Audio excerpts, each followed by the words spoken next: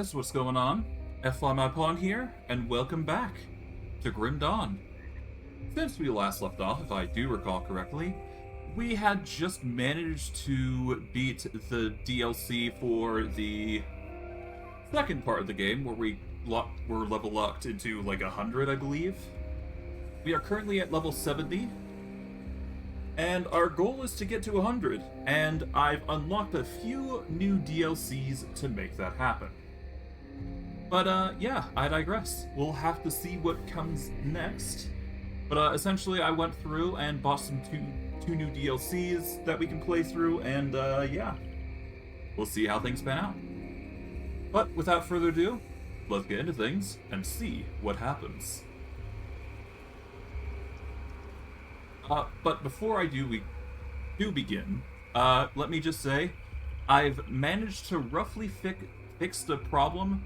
If you notice that the details of the game are a little scuff, or a little bad, or something like that, don't worry, that's just a byproduct of what I had to do to fix the problem.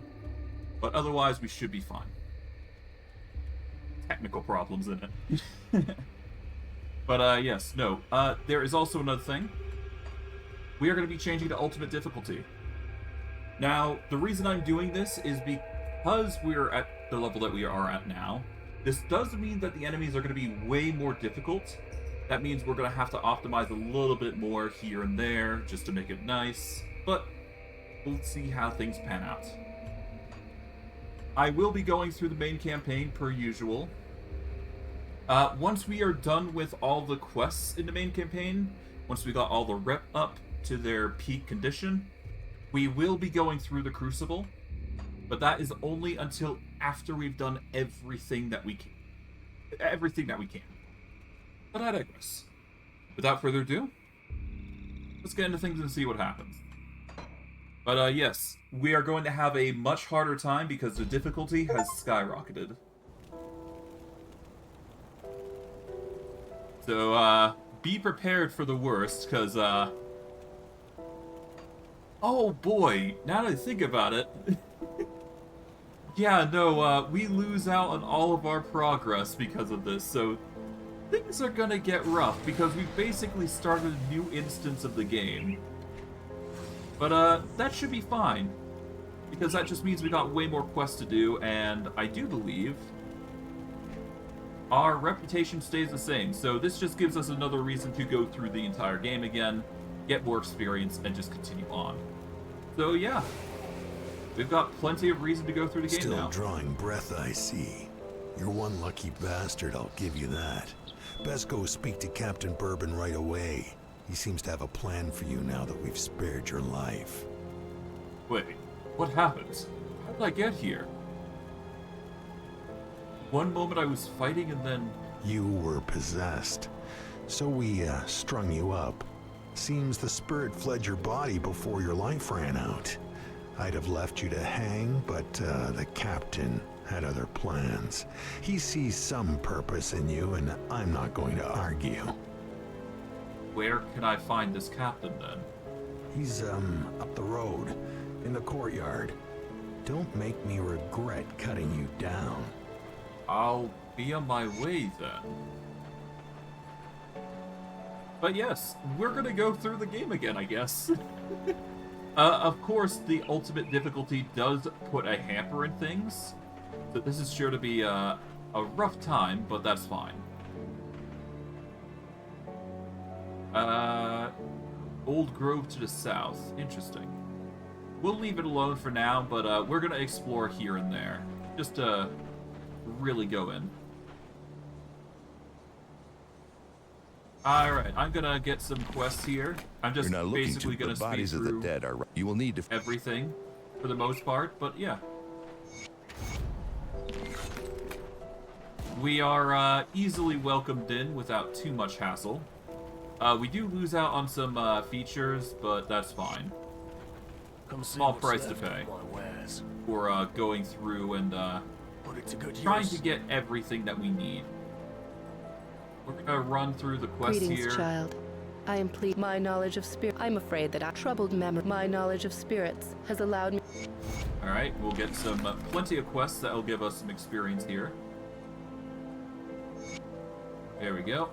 I'm just basically going to grab everything here. No need to hesitate when it comes to this thing. I will be going to the same options as before, but essentially we just got quests upon quests upon quests. And that should give us plenty of experience, but of course, we won't be able to go anywhere in particular, and we're just going to have to make do with what we figure out here. We're going to be, yeah, we're just going to run through the game again. Some things will be easier than others, but most of it seems to be escalated to the occasion, so the difficulty is going to remain the same here. We're just going to have to fight through everything once again. Hopefully with great interest of combatant, basically. And because we are now in ultimate difficulty, things are going to be rougher on us. And as I can see, the enemies are no joke. They're ruining our skeletons immediately. Almost immediately, even. Kinda scared, if I'm being real.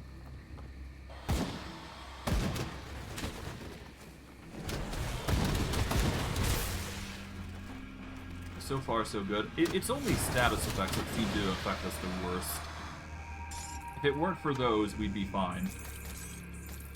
But, yeah. We're gonna get a ton of high-quality gear nowadays. Or now. Because, things are gonna get interesting from here. What necklace? Could get, high-quality enemies, though. And, high-quality loot for our troubles, so that'll be nice. At least loot around our level anyways.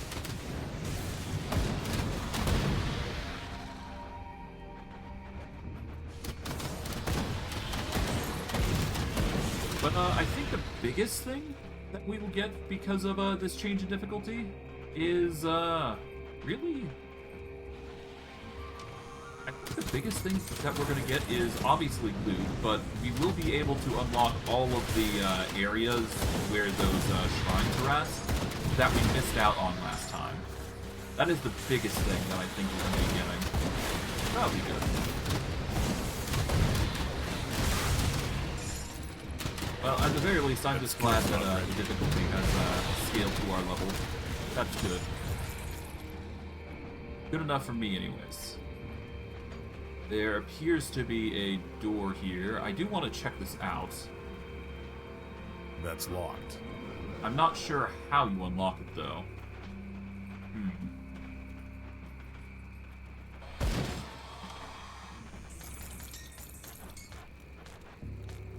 Well, at the very least, we should be able to find some interesting goods. I will put the Slith necklaces here for now. Now I think about it, if I go through that quest line again, couldn't I get more skill points and whatnot? There's a quest that you can take that can actually get you more skill points, I believe. Like 1 or 2 here and there. It's nothing too amazing, but it's still something worth noting. I will have to think about that. I'm also going to have to figure out how I'm going to get into Hargate's lab, so give me a second while I check that.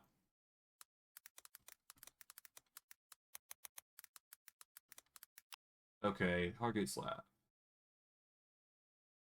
I see. We need the honored reputation in Devil's Crossing. Well, that shouldn't be too hard. We're going to get a lot of rep with them now, so that's good. But yes, as you can see, we've got more rep to go through, so yeah. I guess we're going to be exploring a lot around here again, because we're going back through round 1.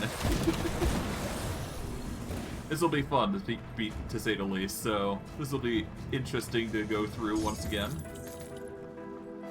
Consider it the victory run, I guess. Skill's not ready.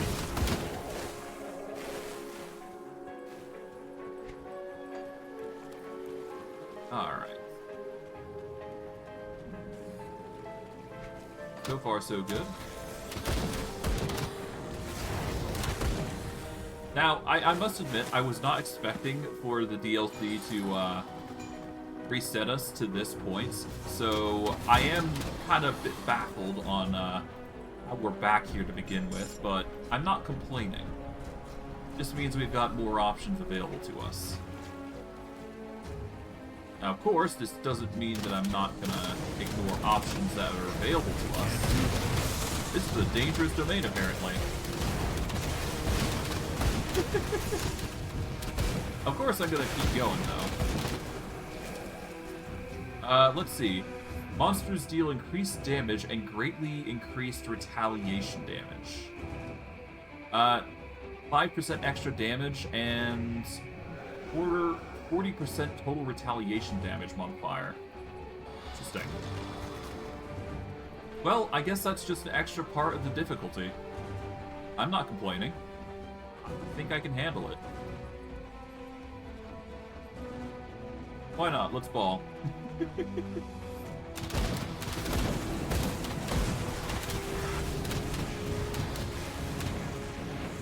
Okay, let's back up there. There we go.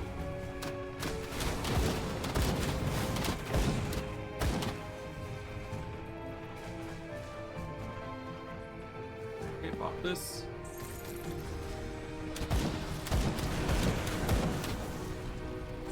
Hey. But, yeah. No, we're gonna get way better loot because of, the difficulty. That's sort of what I was hoping for, or at least that's the goal here. I'm gonna get higher quality loot and way better loot, no less. So we're gonna see some very big boosts for gear, is what I'm kind of hoping for. And hey, because they're around our level, that's actually really good for us. So if we can find something that is fitting for what we're trying to do, that makes all the better, preferably. 3 to raise skeletons. 43 to all damage, reduce freeze duration. No, I'm gonna say no to that for now. Oh. What is with my defenses?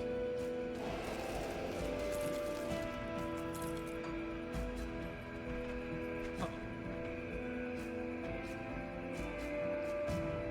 Okay, so apparently my resistances are scuffed. Not sure why though. Hold on.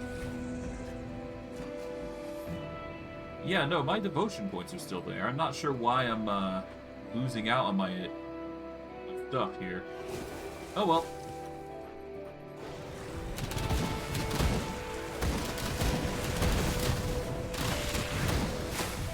Alright, back up.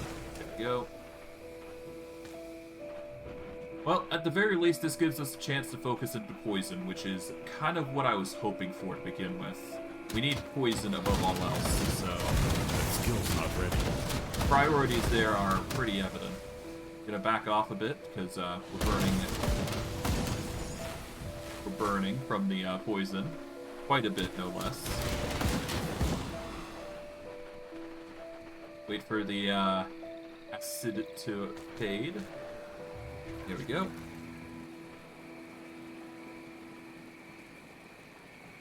Let's see.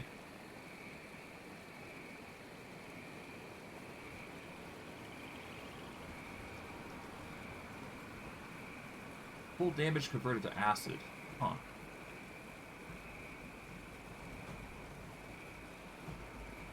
This oddly deals less, but we can't really use these anyways. This does lightning damage, which is interesting for a weapon. I'm gonna have to probably swap out Wraithbringer for something else, though. That's probably gonna be something I do, though.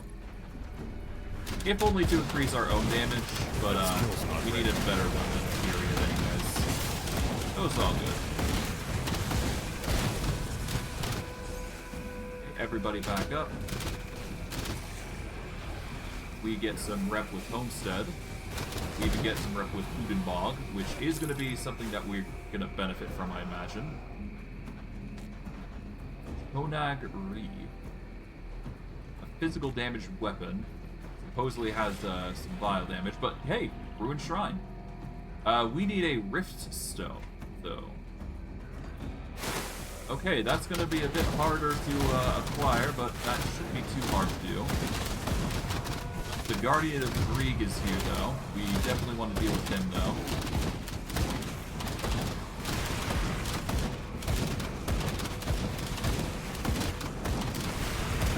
Yo.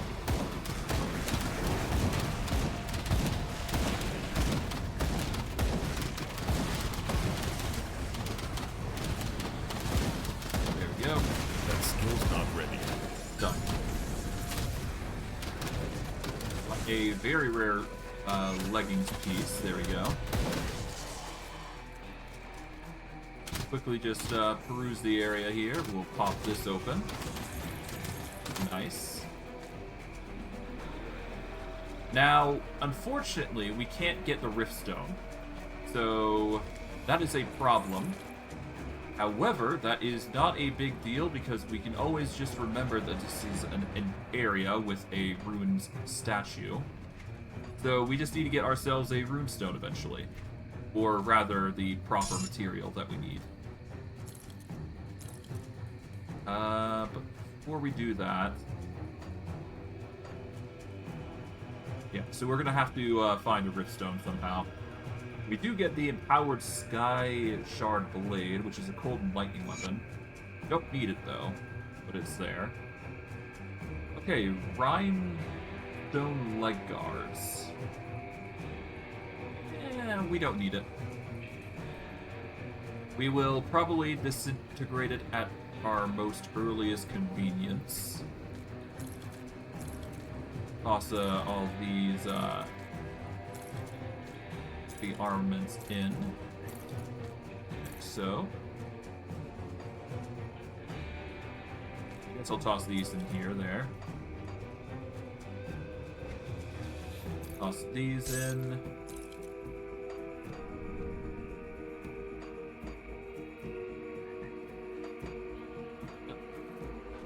So, yeah, no, Ruined Statue, we just gotta remember that's there for future reference, but otherwise we should be fine.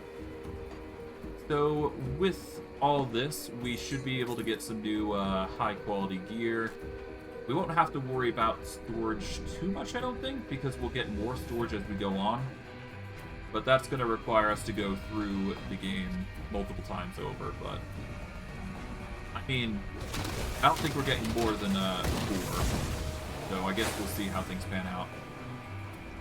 Anything goes, really. Anything goes. But yeah, we're going to go back to Lower Crossing and just keep charging forward.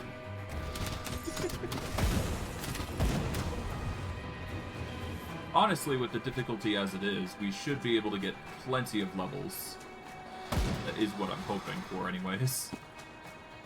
And worst case, if we don't get the levels, we can always get other things, I'm sure.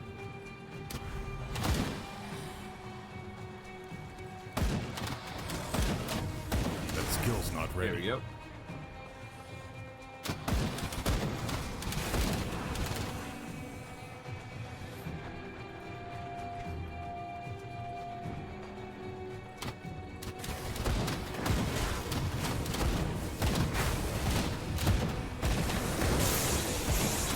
That skill's not ready. Oh, Barog the Bloodied. He is a boss that we need to take out. Summon more minions, so that way we've got more attacking him.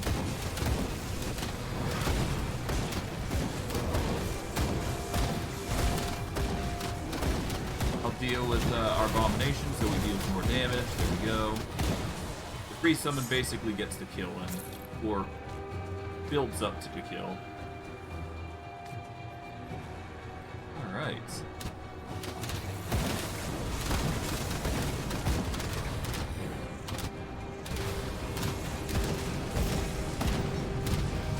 Nice.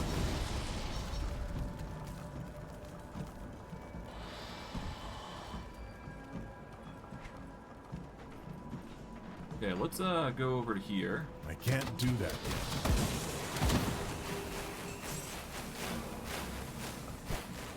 Get out of there. There we go. I guess we backtrack going this side here. Because if we go down the stairs and go down this path, we should find an entranceway. Or at the very least, a way back, so that way we can keep going.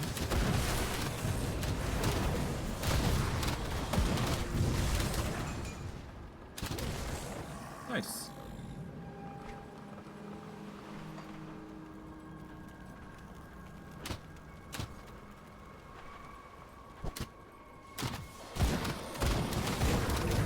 Can't do that yet. Watch the warp butchers, though.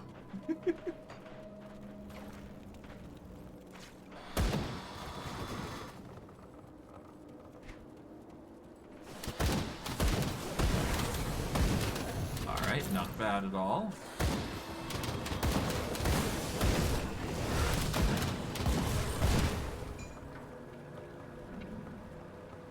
Alright, that is this area basically cleansed. There's a little bit more over here, so I guess we'll check this out. Yeah, nothing too crazy. Just a few things here and there, nothing that'll impact our movement through the game.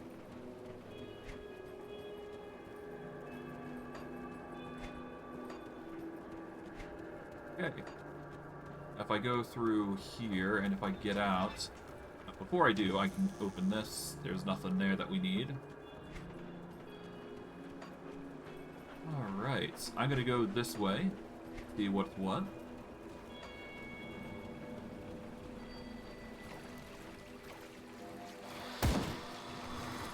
Nice.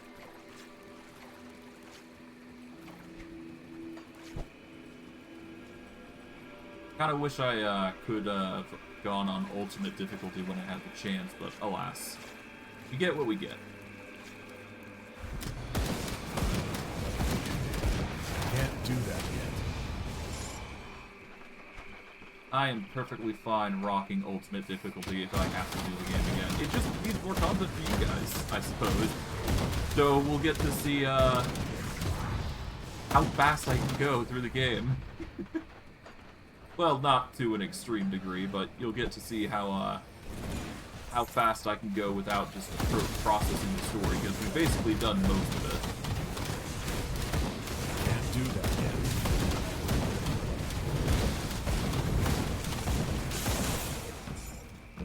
There we go.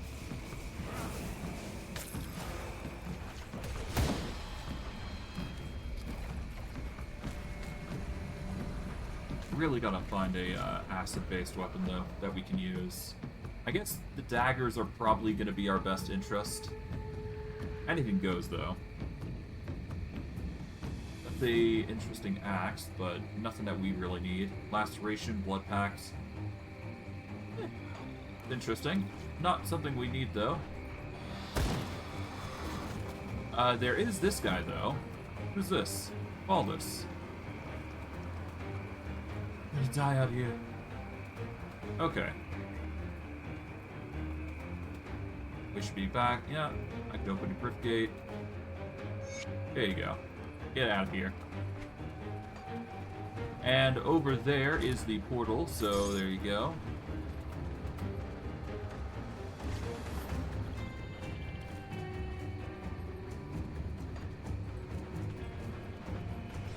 There we go. That is Lower Devil's... well, that is the Lower Crossing Rift. We can now go across this bridge here just to make sure we're exploring everything. Might as well be thorough while we can. Won't get another chance to go through this and get as many levels as we can at all. Nothing that we need. No little special area to my knowledge.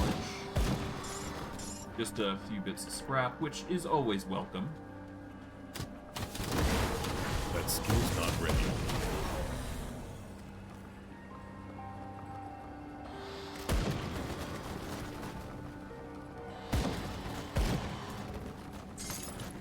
Okay, nothing too crazy here. There we go.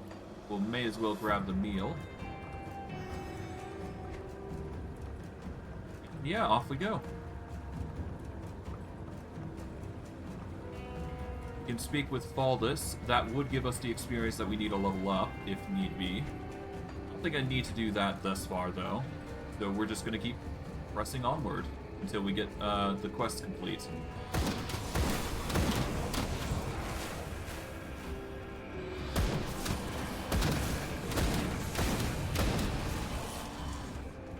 Definitely going to need to amp up the difficulty, though.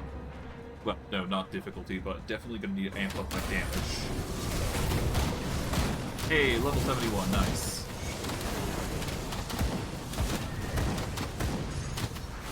I can't do that yet. There we go. Alright, level up. We've got 2 points that we can invest into anywhere we want. Ideally, I guess, is the investment for Emboldening Presence, because that will increase our physical resistance by 7. And by investing more into it, we'll eventually get to physical resistance 8%, which will overall just make all of our minions more durable. And more damaging, because of the aura this Briarthorn is giving. He won't be doing that much in the ground slam department, but it's still better than nothing. We ball. That skill's not written. Take the hits in stride and just keep going. Reanimator is the biggest threat here, so we'll take him out first.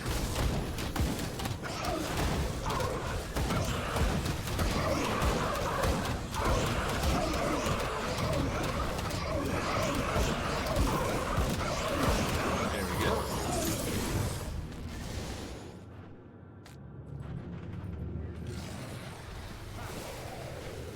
Alright. Pants. Not really that good. There is a Fire Skull, which we used to use, but didn't use anymore. Shoulder pads that give insane amounts of damage to our pets, as well as +3 to Blight Fiend. Alright, yeah, no, this is a equipable. It's better than the pauldrons that we got currently. So we're gonna wear these. They give more physique as opposed to spirit, which is fine. Small trade-off, but it increases the power of our Blight Fiend, so that is hard not to say no to. For this increases our vitality damage, it reduces our health, gives us more chaos and elemental resistance, which we seem to be lacking right now, so these pants are arguably way better. Yeah, no, they give chaos and elemental resistance. We've already got Pierce and Vitality. Piercing's overburdened, Vitality's overburdened, so these pants are way better. They will increase our defenses for cold and chaos. We are going to need more for defenses against Aether, but that's fine. As for what we can equip those pants for, let's see. We are going to need something for the shoulder pad, at least. Let's see. Preferably, I'd like to increase my fire and cold resistance appropriately. So, we want something that increases cold resistance, which will probably be the dense fur. So we'll give the dense fur over to our shoulder pads here. And we need something for fire, so we're just going to get Molten Skin here. That'll give us some armor. Well, actually, hold on. Let's see if there's anything better. Frigid gives lightning.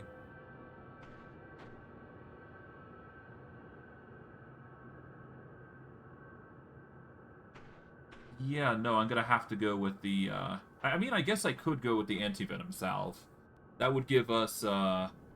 health regeneration, armor, and poison/acid resistance, which is currently at -1.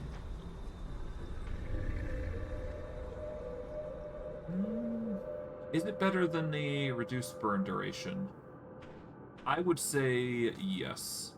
I'd rather have the poison/acid resistance, so that way I'm bulking up a little bit better. Now we can bolster our cunning. We want to get cunning up to 200 per what we've got built. We'll go from there.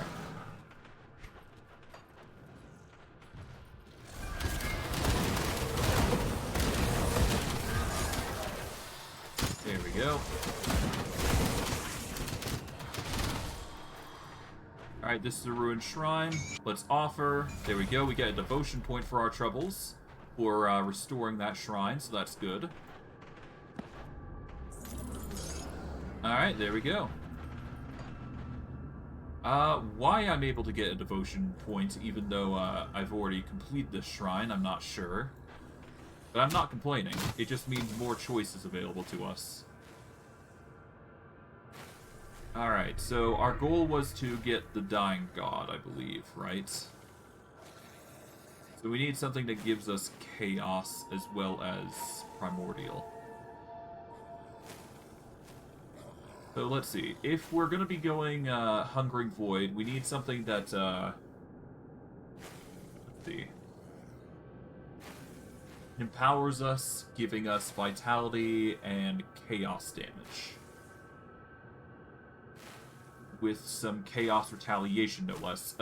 Across all allies, no less. So that could be really insane.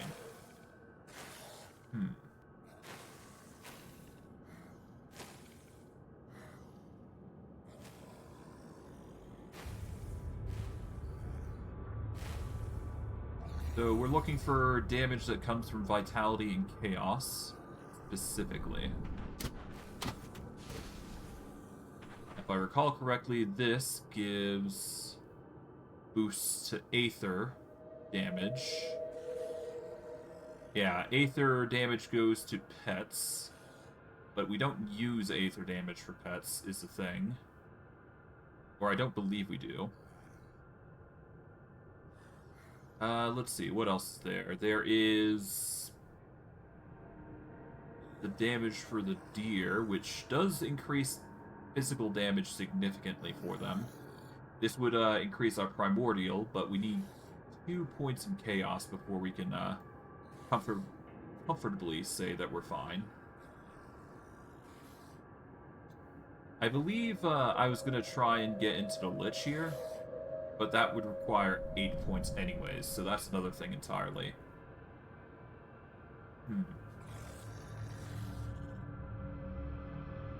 I could get into the fire and chaos damage here. But no, I don't think that's the wise choice here. The pets are just casually firing away.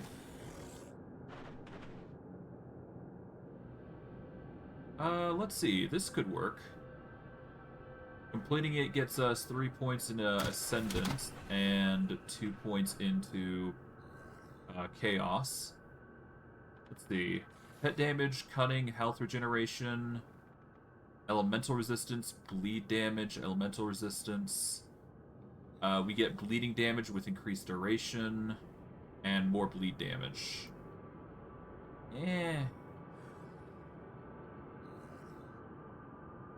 Manticore would deal acid and poison damage, which I guess technically, if we go poison route, we can actually benefit from it. I think I tried to do that before, but we just didn't have a good poison-based weapon to rock. That was the biggest issue. I mean, if I can go into acid and poison, that might actually be the way to go. It would give us a point in things that we don't need, though, is the problem. But, I mean, if we're going to go anything, Night Talon would probably be the way to go. There's also the Fiend, which would also be a good choice, considering it would give us a bonus to such things.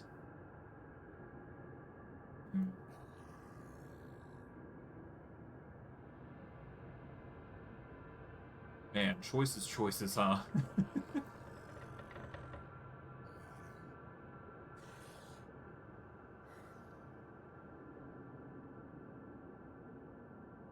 I mean, as long as I complete 1 point in, that's enough for me.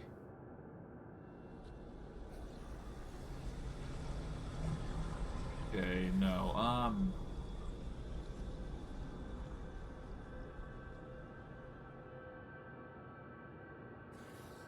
well, let's see. The Night Talon's 4 points, so let's see, 20... with some elemental resistance. 50. It's a lot of bleed damage. What do we currently do right now?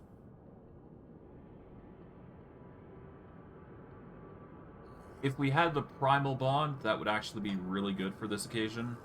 But unfortunately we don't. So we just need acid and vitality damage, it seems to be the focus here.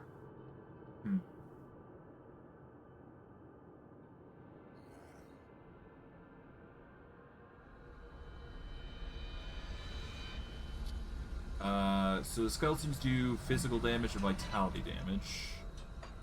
Let's actually check my stats for pets here.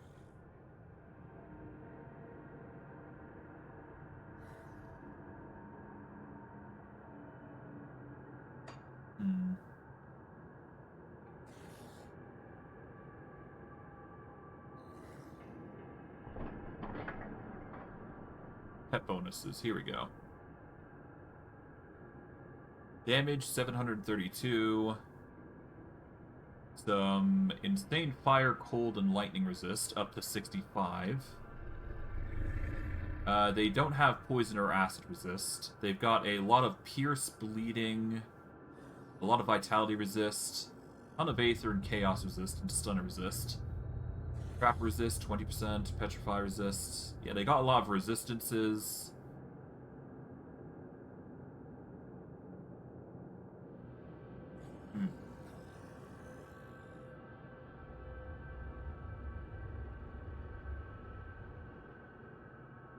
Okay, so the Stormhound deals lightning damage. The Briarthorn deals bleed, has physical damage retaliation. The Blight Fiend has acid and poison. And the skeletons have physical and vitality. If we can get everybody to attack with a certain element, that would be the most ideal.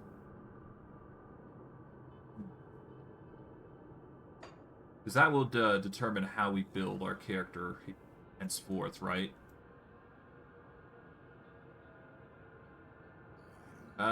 This gives lightning damage, which we don't use as much from the Raven. So I guess we could dismantle the Raven. We don't necessarily need it. I'll worry about dismantling that later, because we honestly don't need the Raven for what we're trying.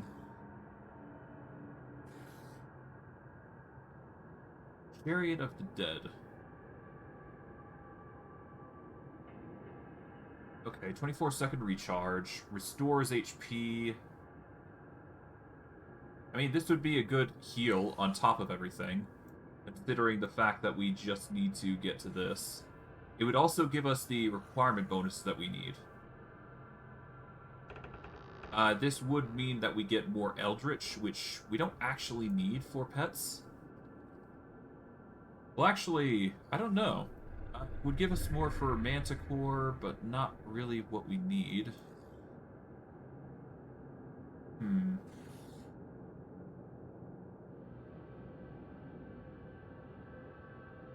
Or bleed. I mean, hey, we could go bleed build. Give our minions a ton of bleed. I don't think that's the right path, though.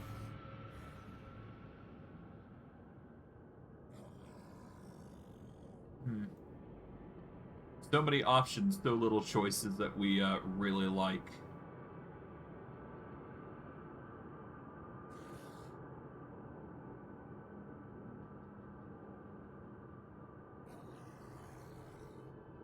God, this is so annoying.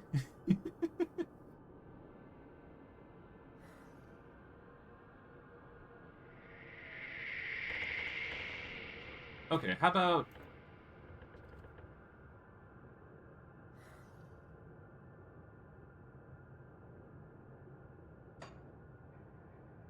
Let's see. Chaos with pet.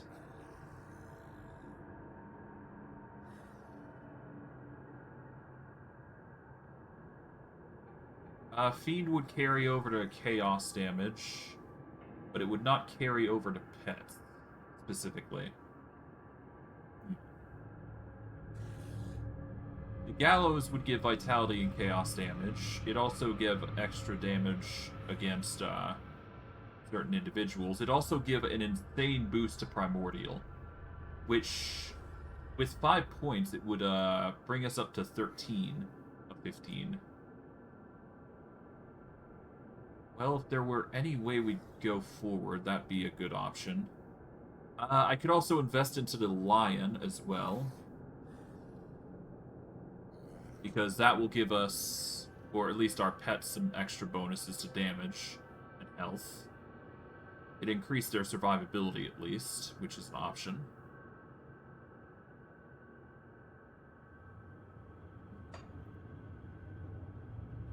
God, there's not much options that I can go for.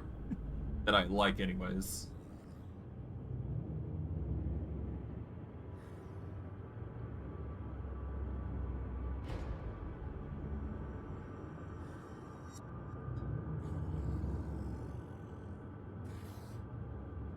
Well, either way, I need Primordial. That's the core of the crux of the problem, isn't it?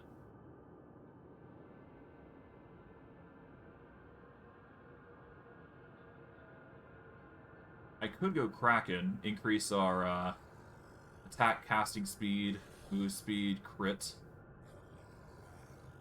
It'd also give us a ton of physical resistance, and it does cover all of us, all of the requirements I need. And we are going to be using two-handed melee, well, either a two-handed melee or a two-handed ranged weapon, so... Fuck it, we're going Kraken. We've got the requirements for it anyway, so it's all good. Apologies for the long delay of debate. I had to really lock in there, but I guess we're gonna go Kraken. That's the best option for us going forward. It's not perfect, but hey, never said anything was perfect. Okay.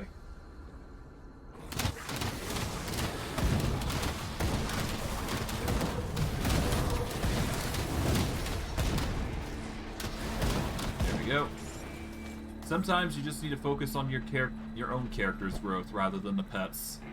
If you don't like it so much, then yeah, there you go. I mean, we're going to be attacking at a range anyways, so there is reason for us to do this. So we are just going to need to look for a two-handed weapon that is either of acid or vitality nature. Thinking vitality is the go, but no, it's just so much specifics that we have to go over.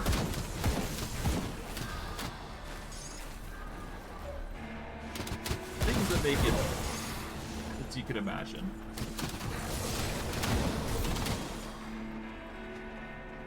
Well, at least so far so good, we should be fine. That skill's not ready.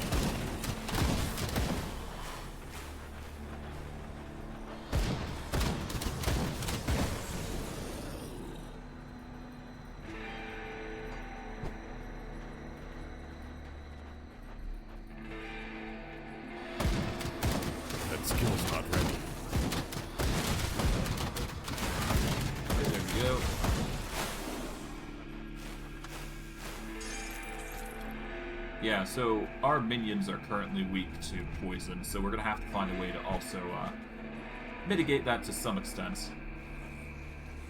That's one of the few things I wasn't expecting them to be weak to, if anything. It's fine, though. We'll manage. Just a little thing that caught me off guard, if anything. I can't do that yet.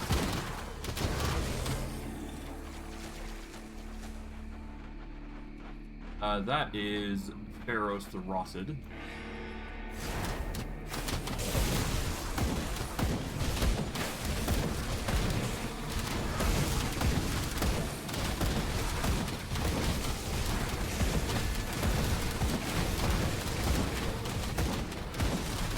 There we go. Howard Madness. Oh god. Nearly went into that with Reckless Abandon. There we go. Empowered Madness. New items here.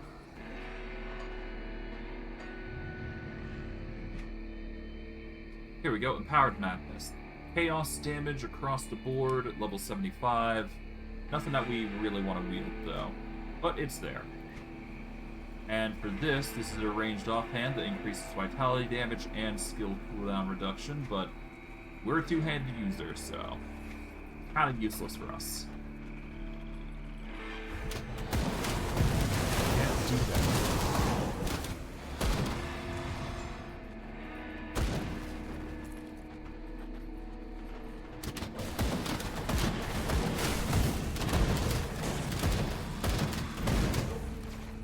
Okay, I guess we'll go into this poisonous area here. Should be fine. It is a dangerous domain, so be prepared for the worst, I guess.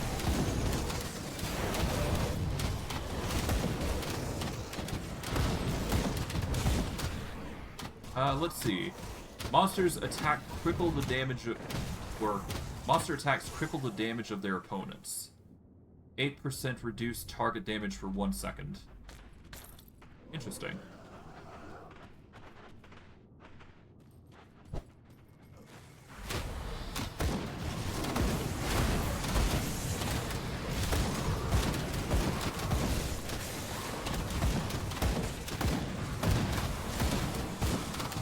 There we go. Warhammer of Heavenly Judgment. I'm sorry, what? God, these items are wild. Well, whatever. We're finding fancy stuff, so that's all that matters. Alright, let's see what that is, actually. Warhammer of Heavenly Judgment. It is a pure fire damage weapon. It gives a +2 to all skills Demolitionist and Oathkeeper. God, that's an amazing weapon. If not for the fact that it was solely a fire-based weapon, I'd definitely equip it. Sunspot. Blast your target with a heavenly ray of searing flames. Jesus. One hell of a weapon, that's for sure. Damn. Empowered Guardsman's Breastplate gives a ton of physical damage. Nothing that we want, though. So we will leave it be as we just continue on. But yeah, this domain has been cleared. So back we go.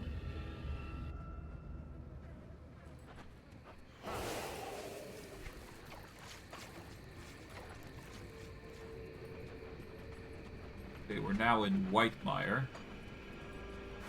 Can't do that yet.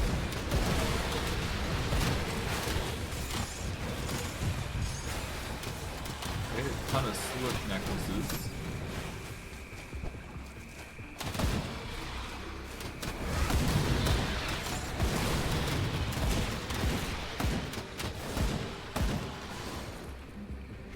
Alright, so far so good.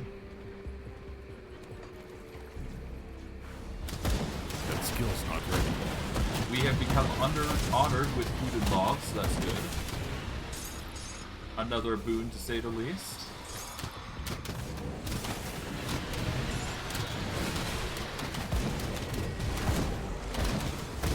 Alright, Narlax the Corrupted.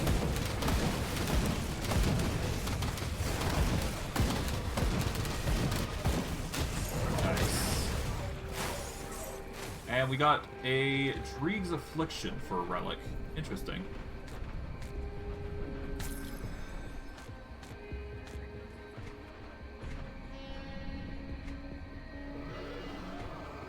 Let's see. Dreeg's Affliction. Acid, Vitality, Poison. Well, if there's anything that I would use, this would be it, wouldn't it? Unleash a ring of Dreeg's poisonous spines upon your unsuspecting foes, infecting them with the Great One's blood. If we were an occultist, that'd be really good, but we are not. Well, we could probably change out whenever we need, so it's all good.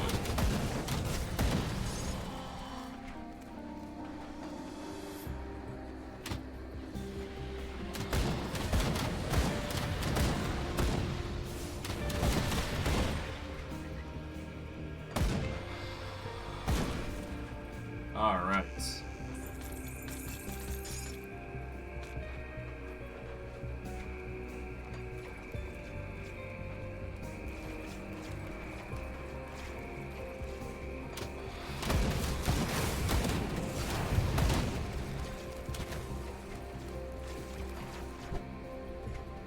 here, we go northward here.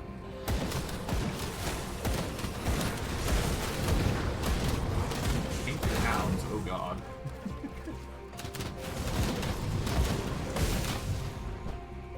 Not a pretty sight to be sure. Can't do that yet.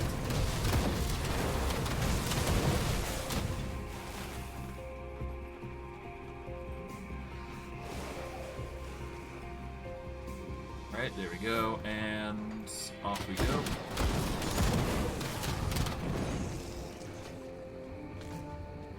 Yeah, no, it's just the acid that's the issue now. Avoid the acids, save ourselves of the flight. Giant's Blood is now rank 8, that's good. That's just more level ups in the right direction, to say the least.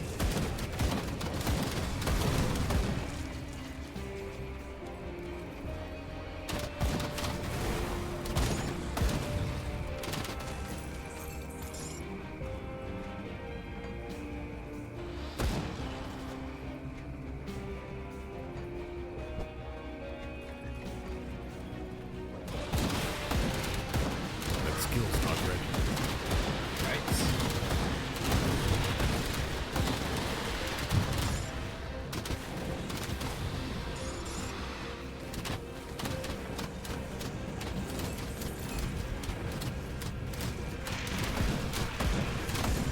Alright, yeah, no, these guys are typical enemies. Okay, there we go.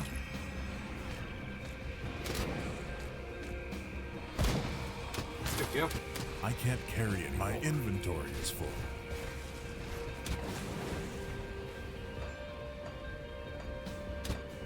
I can't carry anymore.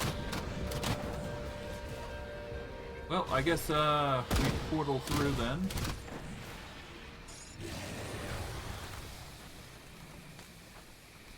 I will need to check and see what we can find. Well, we'll have to sell a few things here. We weren't able to grab the thing there, but that's fine. I will quickly go and sell all my random assortments of loot over here. I'm gonna ignore all the greens per usual.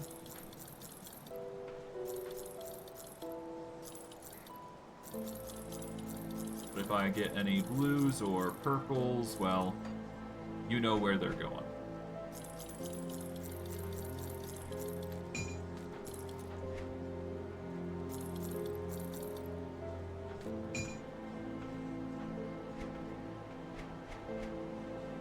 Alright, let's see.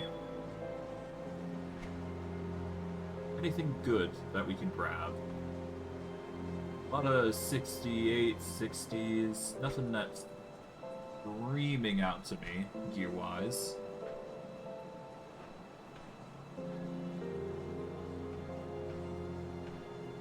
Especially not in the two-handed department anyways. Put it to good use. What is our current damage anyways? Or the best current damage that we have specifically? Above all else, don't do bleed damage, but we've got bleed modifier. 250 to be exact. We've also got trauma modifier of 186. Got some lifesteal though. We've got 222 fire, 886 of cold and lightning. Acids at 186. Vitality damage is at 484 currently. Vitality decay is also at 316, so we got some in so vitality is basically the carry currently. But fire, if we were to go that route, would also have some sway here. And mind you, we could just go with the hammer, to be fair. We could. And then just rock a spell-like ability. We'd lose out on the necromancy boost, but considering the hammer itself, not bad. It converts all physical damage into fire. And considering the physical we do is 306 to 390, that's not bad trade-off. considering the Vitality weapon doesn't even do that.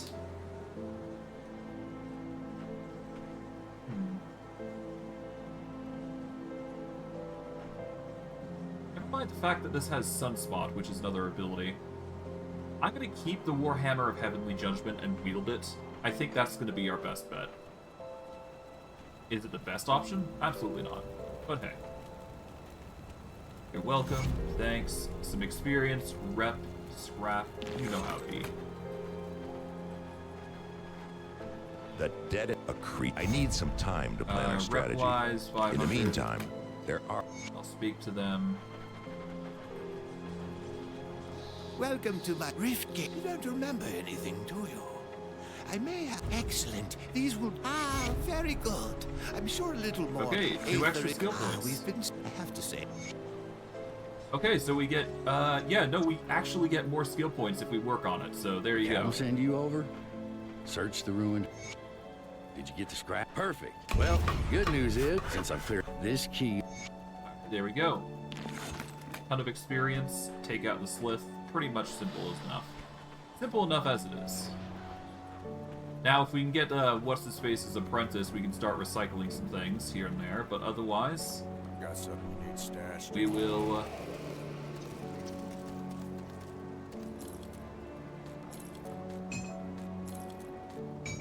toss everything in here for now. It's safe with me. Promise.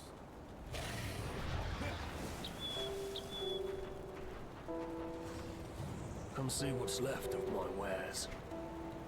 Alright, so if we get enough, we should be I fine. must Let's beg. see. We can also go into the bounty board here, see if there's anything fun.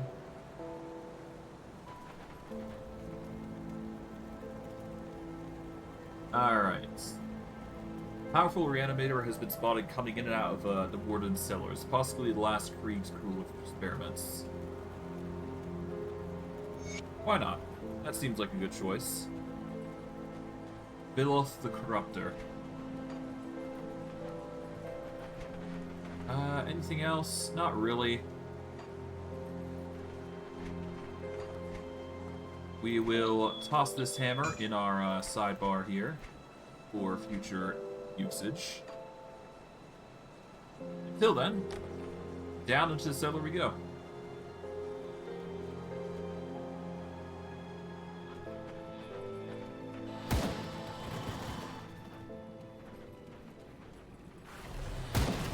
I'll probably prioritize fire as the focal point here, even though it's not something we prioritize. Well, I could just prioritize fire on one end and then do poison and acid on the other, and then just make it a fire-acid based combo. That is an option. Would it be the best option? Not really, for damage-wise, but it's the pets that are doing the most, right? So, it should play to their strengths, not my own. If I can get them all to do poison, that would be a astronomical upgrade for gear. That skill's not ready. Even though they're weak to it themselves. There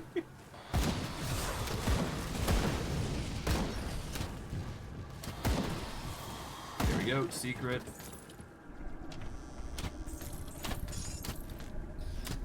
Nice.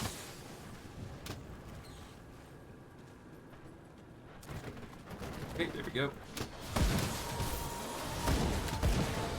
That skill's not ready.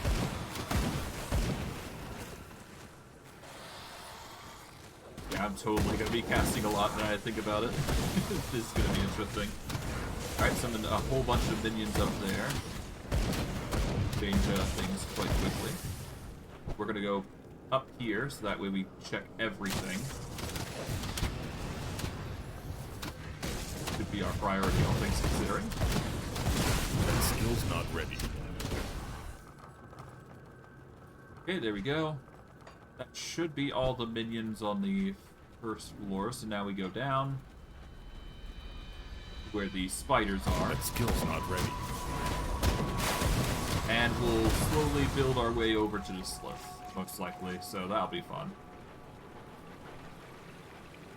Can't do that yet. Okay, so far far so good.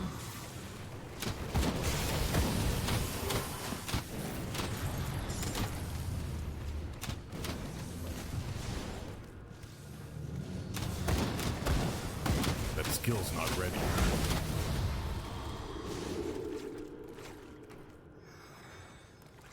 Alright, and now we just go down into the wooden door here. Here we go.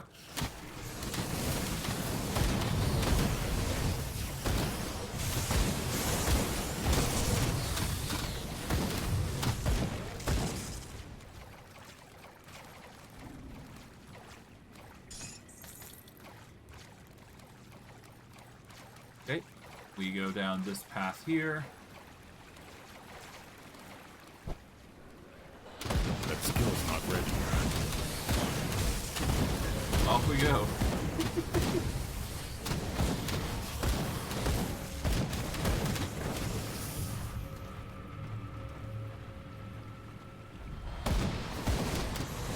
Can't do There we go.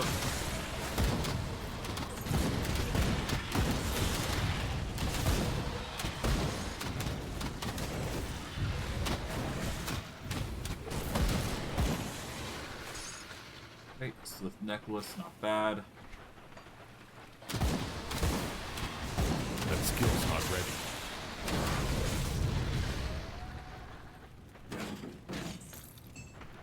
Another sledgehammer. Not that we need it, but it is cool to know that the damage is there.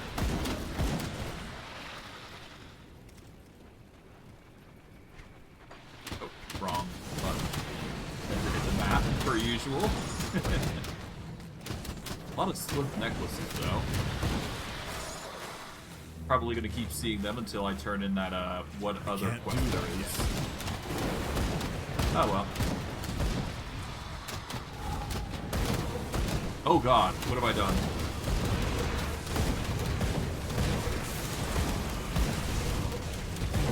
That skill's not ready.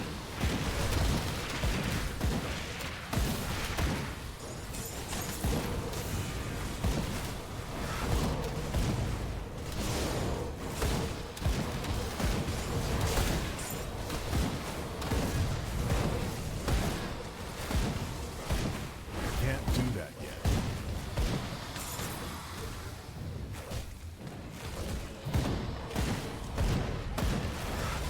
Okay, there we go. And we get a whole slew of loot, which is interesting. Get some buried blueprints here. Let's see. Occult Effigy, which gives vitality, poison, pretty good stuff. Primal Bond and Raised Skeletons. We lose out on the, well, this gives damage to all across the board, so that alone is good enough for, what we're using it for. We'll lose out on some damage to health, we'll lose out on the vitality damage, but this adds to all damage overall, so it'd be a good transition for what we're trying to do. As well, we get pet damage boosts, so that alone is good.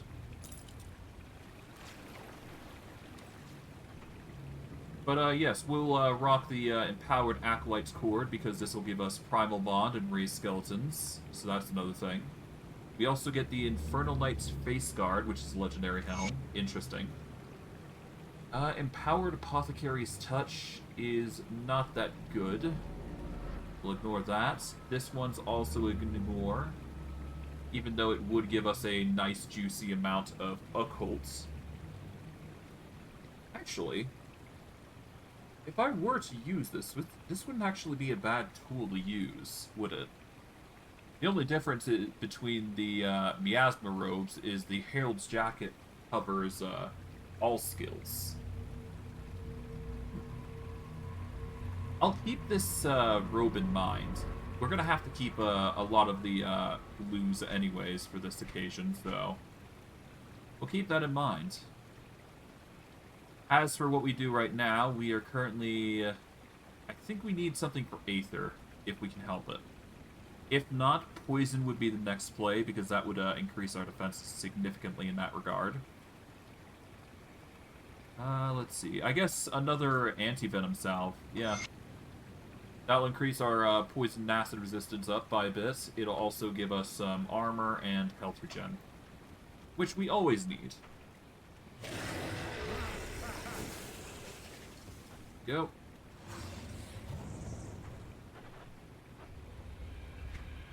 And what does my boost here give?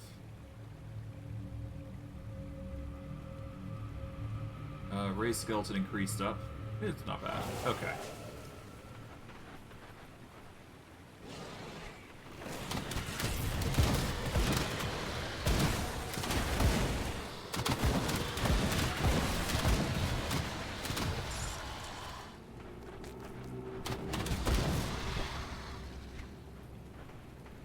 Okay, we are now going to go across here and up and around.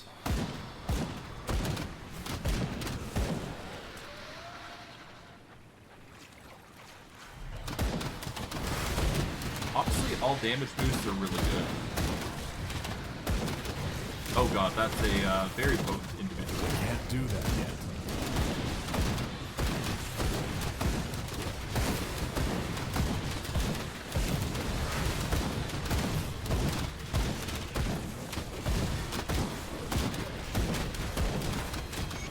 There we go. A Wraith Steel Repeater.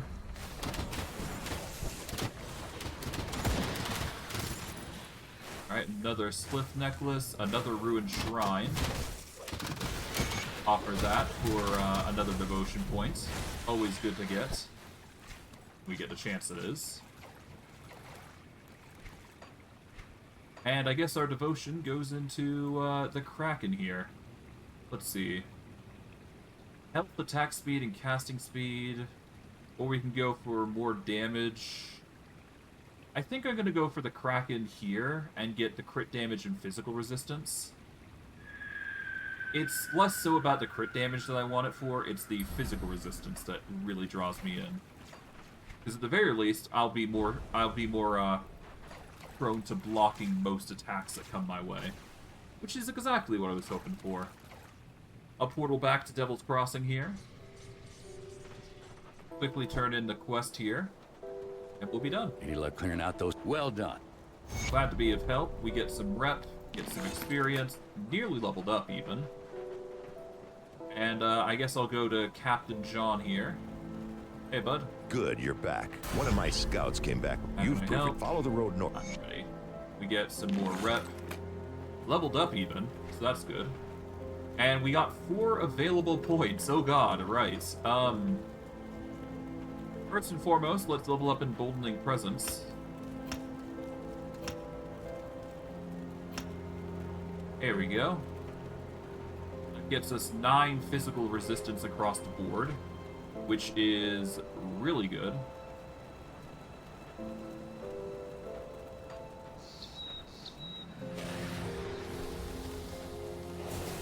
There we go.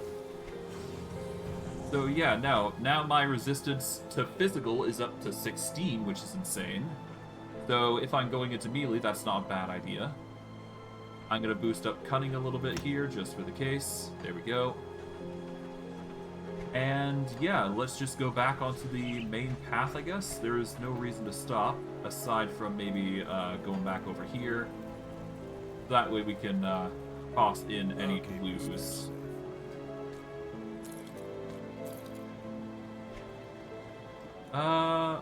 Wraith Steel Repeater. It's not bad for an Aether weapon, but eh. I much prefer the hammer, if I'm gonna be real. Maybe in the future. Maybe in the future that'd be a good item for us. Well, for now, let's just sell what we don't need, and then we'll move on. I'll give you a good price on Let's what I've see. got left.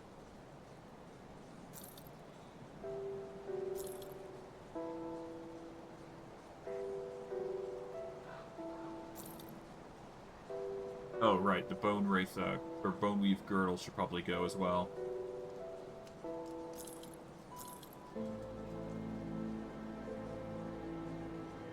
tempting to get this, but we've got a way better helm.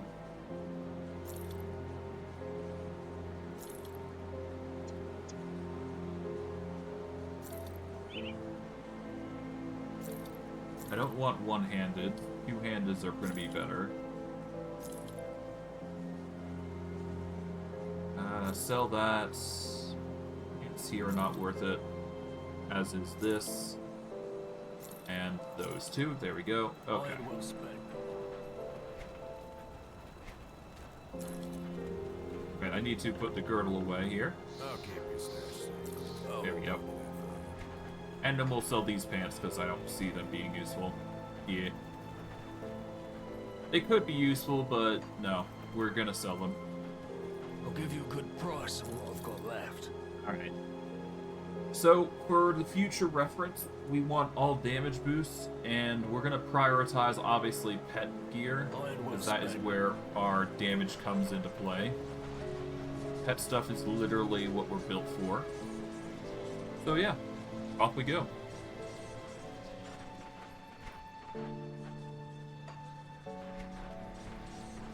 I'll move back a little bit here, because there is a little snippet that we did manage to somehow avoid.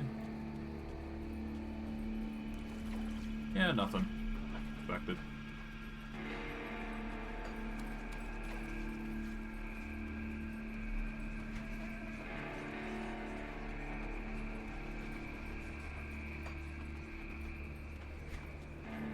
Okay, we want to go all the way up here.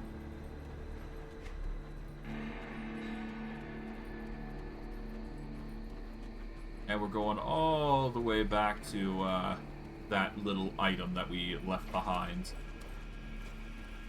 Because blue gear is always something that we want to grab, preferably. Green is nice, but blue is way better. That's... And hey, if we find something nice, we'll bear it well. I'm sure.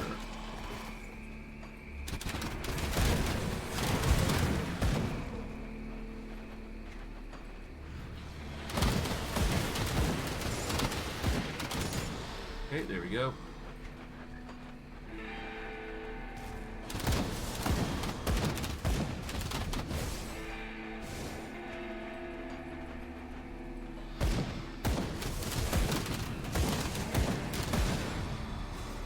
Nice. Menthier's Will. There is a cave entrance here, so we're going to check that out. I don't know what's in here, but we'll check it out all the same, because I'm sure there's going to be a loot that is worth getting. We got convicts here, as expected. Yeah. Random finds like these are pretty common. I do believe this is just a area where... Yeah. Slaves. Get you to Devil's Crossing. There you go. Take care. We get some rover rep for our troubles. All good.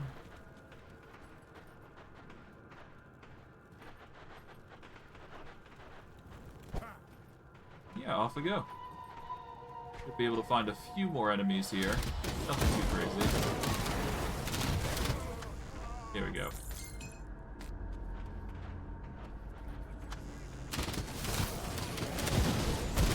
Yeah, these guys stand no chance at defeating us. Alright, off we go. And looking at I just had to check just to be sure, but looking at our frame rate from what I've seen thus far, aside from like 1.6% of the video, it seems like those are the amount of frames that have dropped, which is really good, all things considering.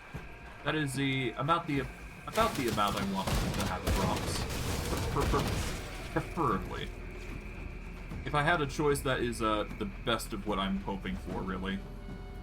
Not perfect, but, you know, you get what you can get.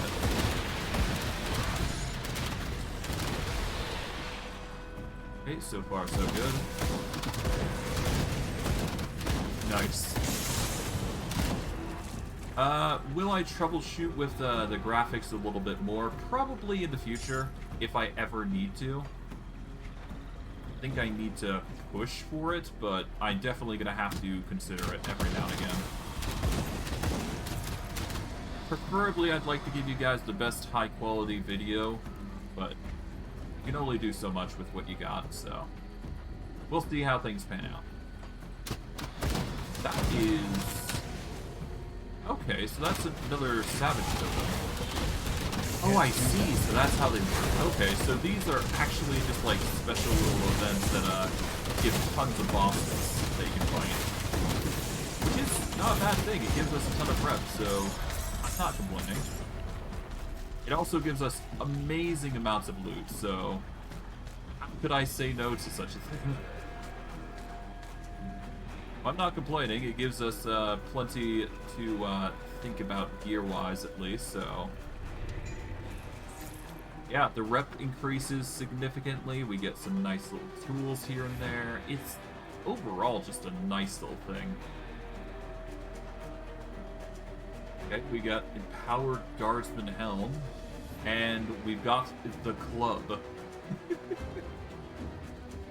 Crit damage, physical damage, internal trauma, brute force.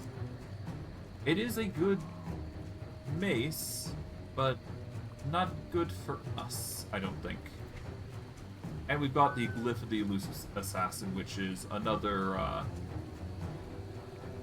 which is applied to metals, apparently. Gives us Assassin's Evasion. If you...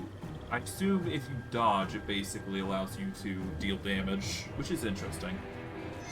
Not my cup of tea, but hey, it's there. Use it as you would.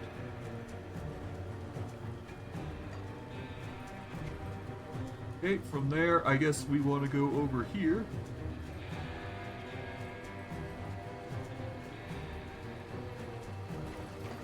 We'll go up and around and see what we find. Pop this chest open because we can.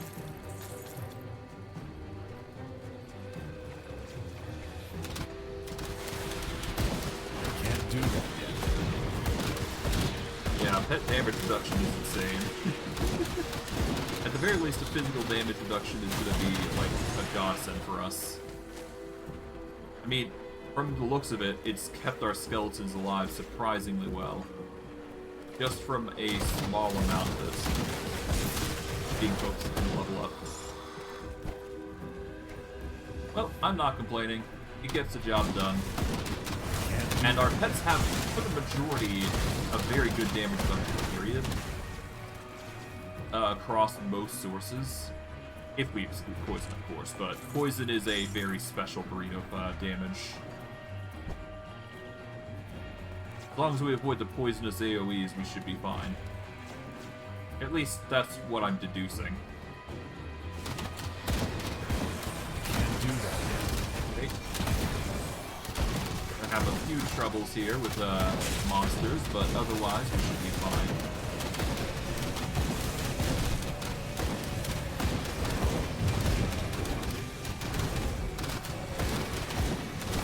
That skill's not ready.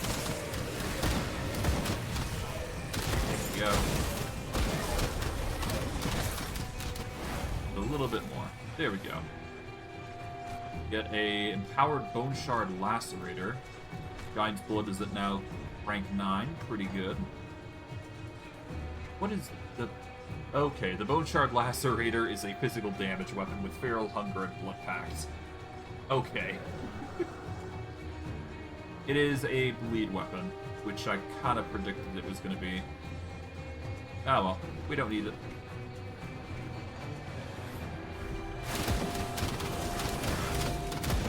Alright. Now if we go over here, onto the leftmost side, we should be able to, yeah, we've reached the traders here, so that's another reason to sell. Get a few things here and there, nothing too crazy. But hey, he gives us a quest that we can do, so it's not a complaint. So these suffice, there we go. We get ourselves the Slith Primal Ring, which is built for level 70. So it gives poison and acid resistance, vitality resistance, elemental resistance. We get increased energy regen and energy regeneration rates, and we also get 22 extra damage to B-Skin. Assuming we want to even go that far. Now, though, we don't need that, so we're just gonna sell all the mundanities of it. There we go. Keep all these rares for when we do want to actually use them. Actually, is there anything good for you guys? Physical damage mace is insane. No conversion rate, though, which is the unfortunate bit. I kinda wish there was, like, a two-handed, scepter. Oh, whoops. Not mean to do that. Ah, well.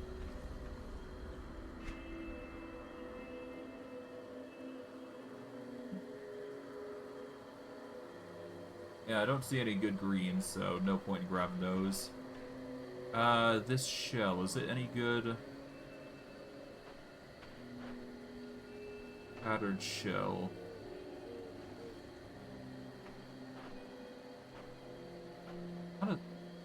Pretty sure we have battered shells, don't we?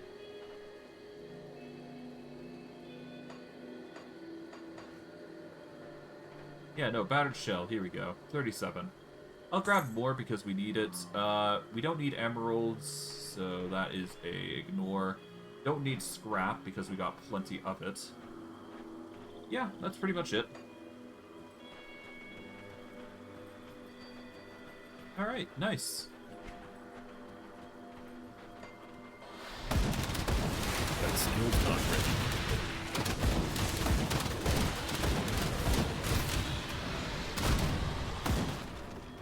There we go. That Alright, skill's another not ready. entrance that we can enter. See what we can find. Alright, in we go. Let's go explore.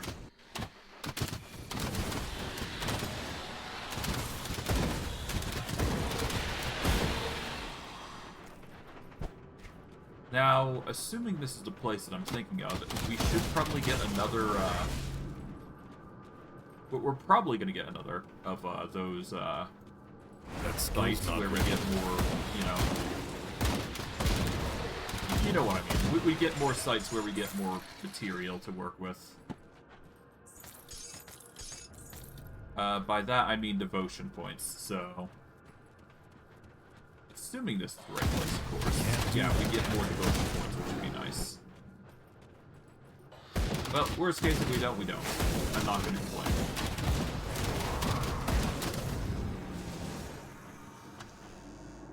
There we go.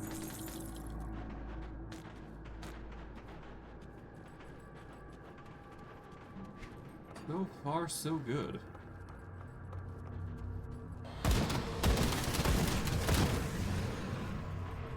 Hey, Desecrated Shrine. So I was right that there was something here. Do that yet.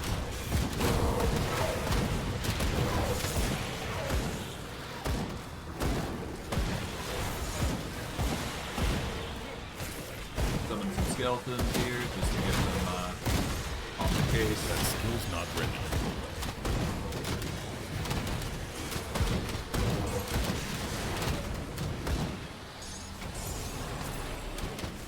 Eyes of the Reaper. Ooh.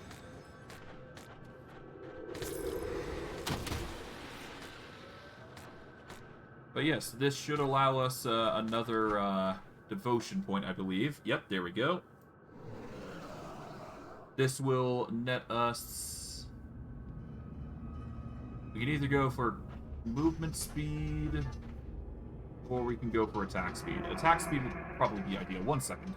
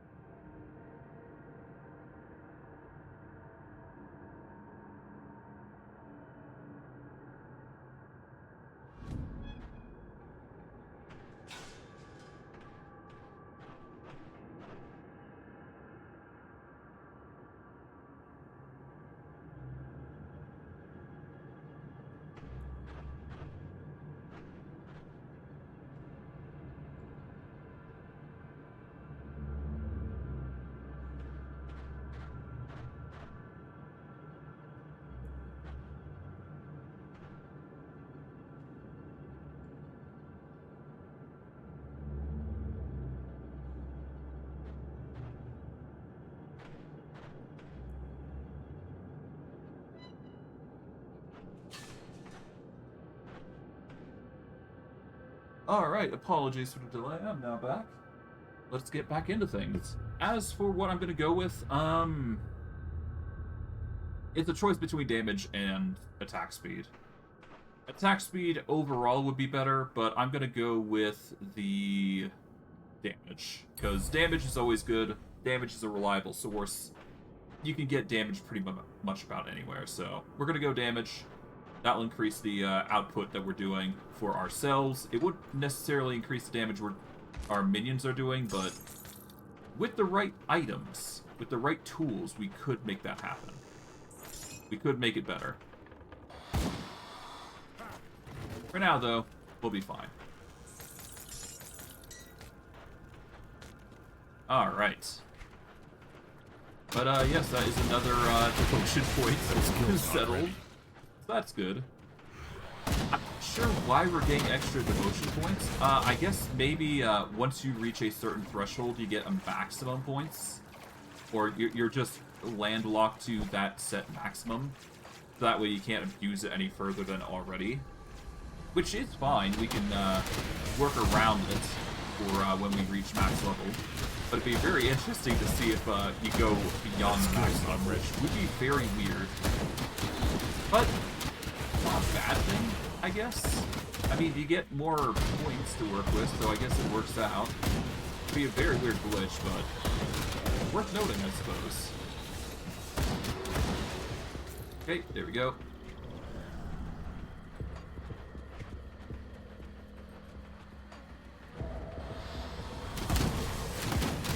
Okay, there is a secret path there, but I'm holding out from that point because we've still yet to find the dude in the house, because this is around the area that you need to go in order to get the... What is this? You need to go further than here in order to get something. Or in order to find his secret stash, which would get you a bunch of experience on top of everything, which would be a nice addition. So we'll just time it, basically. Oh, is a nice little grave. Grab that. Cool.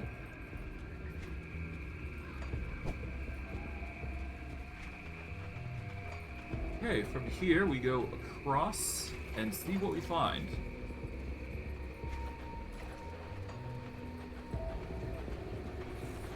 Pop this open.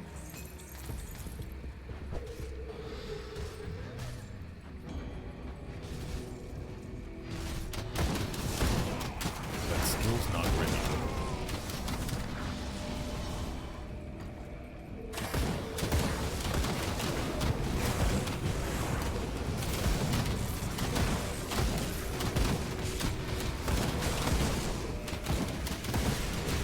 So far, so good.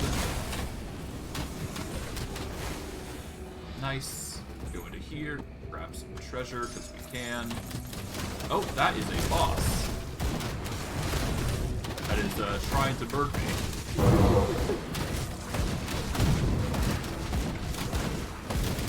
Oh god, he healed midway through. Can't do that. Well, it should be fine. There we go. Easy enough. Prismatic diamond recipe. I think we've already got the prismatic diamond, but it could be anything. Let's see. Glyph of spontaneous blades. Vanish in the air and instantly teleport yourself to a target destination to unleash a flurry of blades. Cool. Okay. Eyes of the Reaper. Vitality damage, Aether damage converted to vitality damage. +1 to all skills in Necromancer. I'm sorry, that's... okay. Well, I know what we're gonna wear, I guess. This will convert Aether damage into vitality damage, which is another thing worth noting. God, these are some interesting tools that we're finding. Here we go, Prismatic Diamond. 4 health, 20 energy absorbed from enemy spells. That's pretty good stuff. Maximum bleed resistance, cold damage, Aether, Frostburn. I like the other belt more.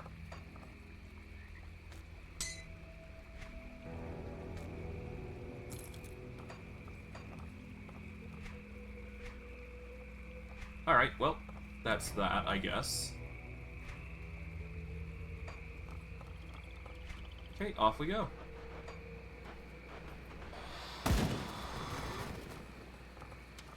Grab what we can here. And off we move on to this side here, see what we've come across. More enemies per usual. That skill's not You know how it be.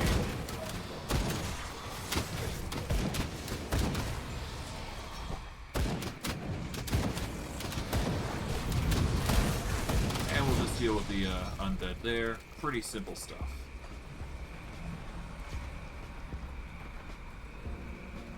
Okay, we'll go across this little bridge here.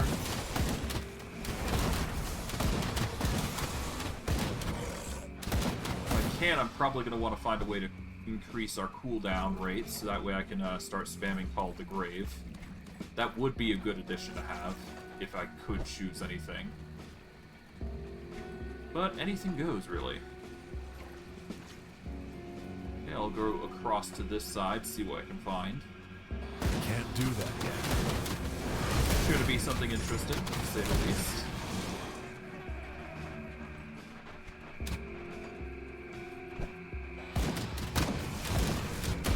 Deal with the Rift Hounds per usual. Nice.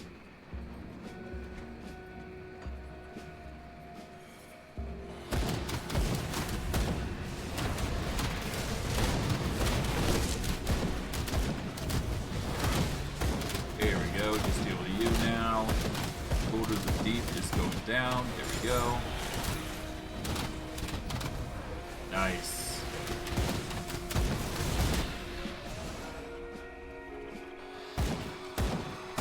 At least the rep is going up, like, insane degrees, so that's good.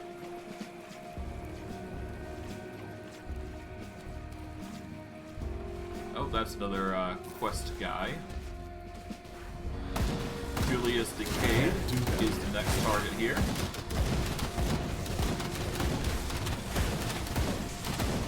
Nice.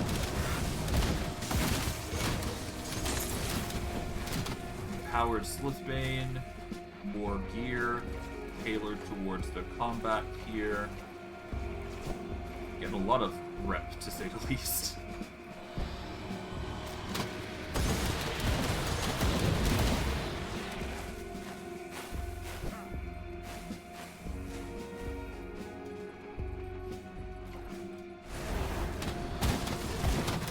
Well, at least the levels are coming in like clutch.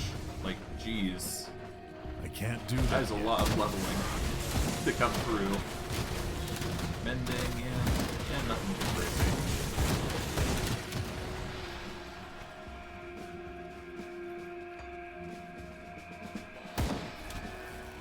Yeah, I'm probably gonna rebel when it comes to, I'm probably gonna get a lot of, boons once I get that hammer in. Because that's sure to be a power spike, if you will. Whether it's a good one or not, I don't know, but it's worth a try. Hit damage, we get fire damage. I could do that. I could do fire damage for vets. But, again, this would increase much more if we could get poison on it, so there is merit to doing poison first before I do anything else. Ah well. One thing at a time. One thing at a time,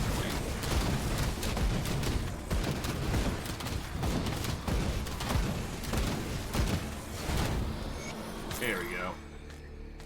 As another horror dealt with. And off we go to this side here.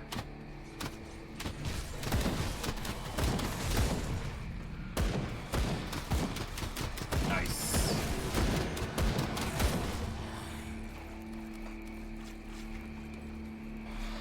I guess we explore as we go.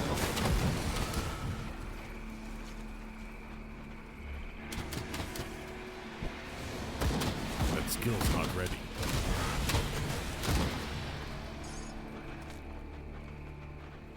Okay, I believe we already went through that cave entrance, yep. So all we gotta do now is go to this side of the area. We'll have to go through this brick layout here. And I do believe the house is over on the right side here, yeah. And that will reveal to us the secret entrance that we need in order to get into... Yeah, this leads to a secret entrance, which leads us to a secret quest. Well, quote-unquote secret, if you don't explore the map, if you will.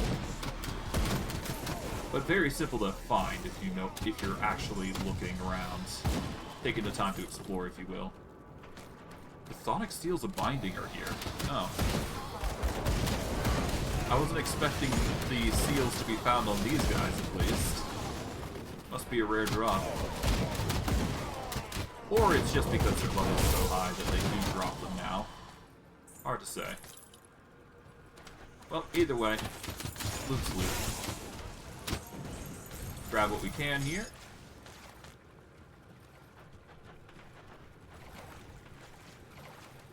Talk with you. Alright, I'll find the loot.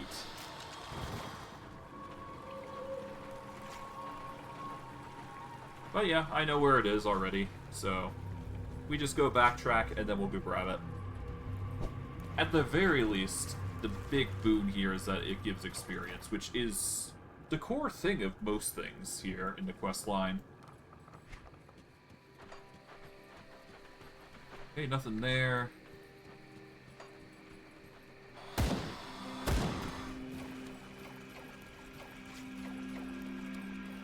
Okay, now if I go across to this area here, we should be able to find what we're looking for. It's just a matter of going over there and getting it.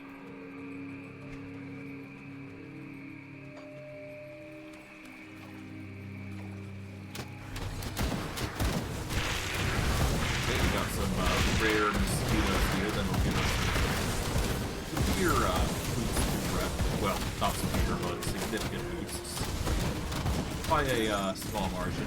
Enough to get us 30 or 50 or whatever have you. Enough to be satisfactory. Wraithbone Sash. A lot of stuff. That's an interesting weapon. Hold on. Empowered Mark of Broken Oaths. Epic Metal. It's just not enough to warrant using it. There's not enough. The Raised Skeleton is nice, but the Summoned Hellhound is eh. Alright, experience gained 5 from this sash. Level 65, so it is within our level range, but not good enough. Empowered Slithbane is an acid-based weapon. More damage to Beastkin. It's a nice weapon. I can't lie. Extra damage against Beastkin and beasts. Level 58 for a weapon, but it's not bad for a weapon. But alas, 1,800 versus 1,200. It's a nice acid weapon. I'll give it that. If I were doing anything other than an acid... Well... I don't know. I mean, it's good against Beastkin, so some of the enemies would be suffering significantly for it. But I'd have to get the enchantment anyways for it, so... Again, it's just not something I warrant using. I'll get a proper weapon soon. I'll get a proper build going and it'll be nice. One of these days. One of these days. One thing I didn't actually do is go to this corner of the map, so I should probably do that because there is supposed to be a rare enemy there. So I'll quickly just snap back over here, quickly grab that and deal with it, and then go on our merry way. But it doesn't matter if you go here. Just a little bit. See?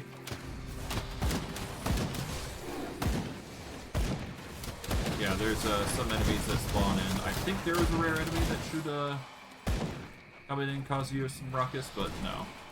Guess not for this time. Well, comes with the enemies being random at times. You know how it be. Alas, off we go.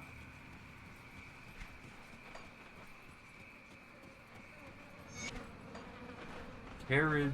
This carnage looks recent. Okay.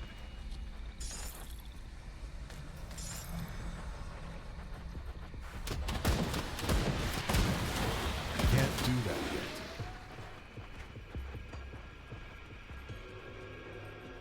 Alright, so far so good.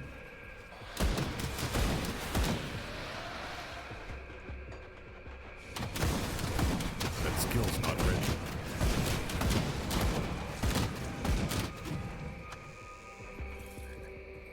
My inventory is full. Oh, full inventory. That tends to be the case for most things. Let the portal out here. We'll sell our entire stock in Devil's Crossing and go back. Per usual. But, Come see what's yeah, left first of we my sell, then wares. we'll worry about the rest.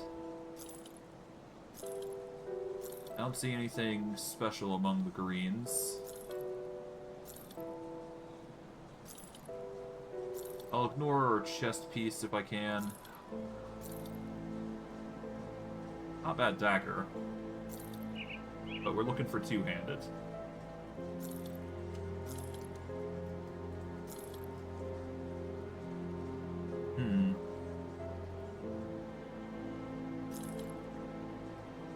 Really good helm. I'm gonna keep the Eyes of the Reaper. That could be a really good helm.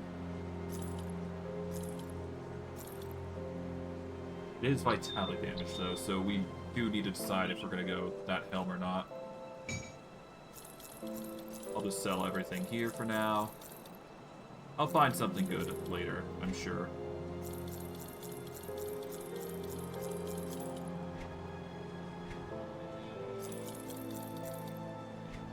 And there we go. Put it to good use.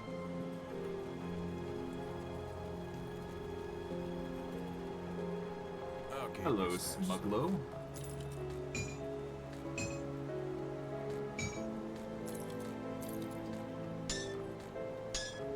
I may as well just put that mallet away as well. There we go. That should be fine. Once I get a better setup, yeah. 10,000 to upgrade. How much money we got? We got way more. Yeah, we got enough to expand. 50,000. Yeah, why not? Can we expand it further? 100,000. I'm not going to expend 100,000 on that. Just getting to 50,000 was enough. Hello, Sybil. Milton's dead. Sorry for your loss. We get some experience, and we get the Sister's Amulet, which is leveled up to 70. Which would be good, but unfortunately it's just not strong enough to warrant keeping. Feel righteous this time. Alright.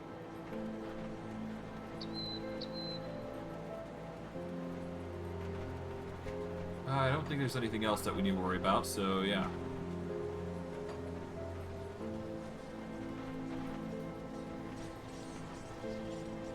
Oh, 1 second.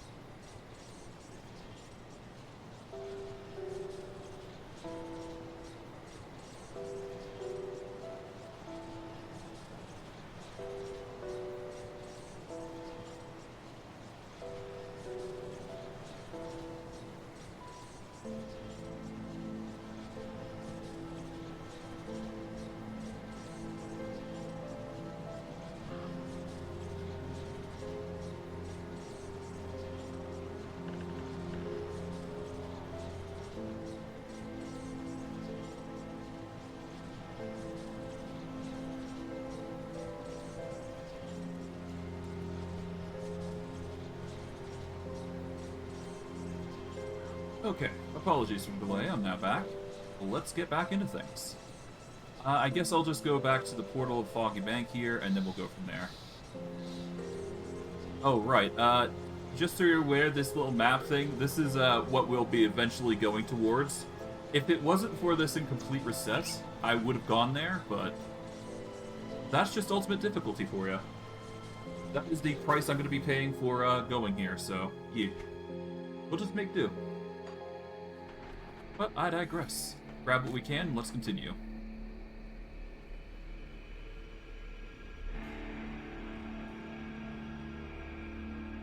Just had to take a drink there.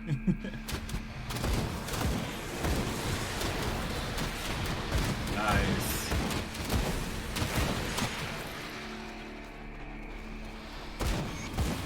A prisoner calls for help. Yeah, as expected. Hello. I'm from Devil's Crossing. Can help you get there. Probably won't like it, but yeah, I'm certain it's safe. Go for it. I don't really need to worry too much about payment. I'm not really that sort of character, it seems, so there you go.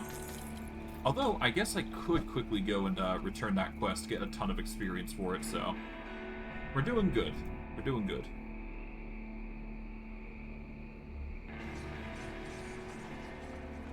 Hey, bud.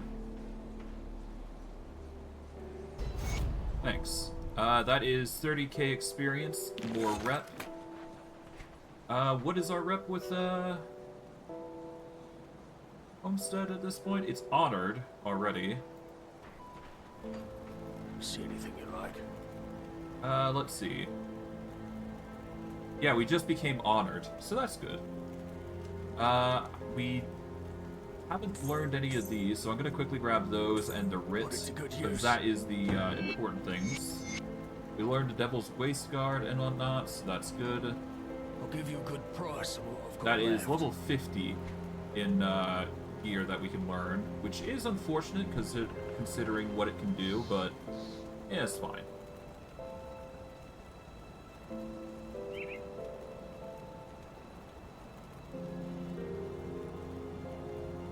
But besides that, 8 health, vitality resistance, there we go.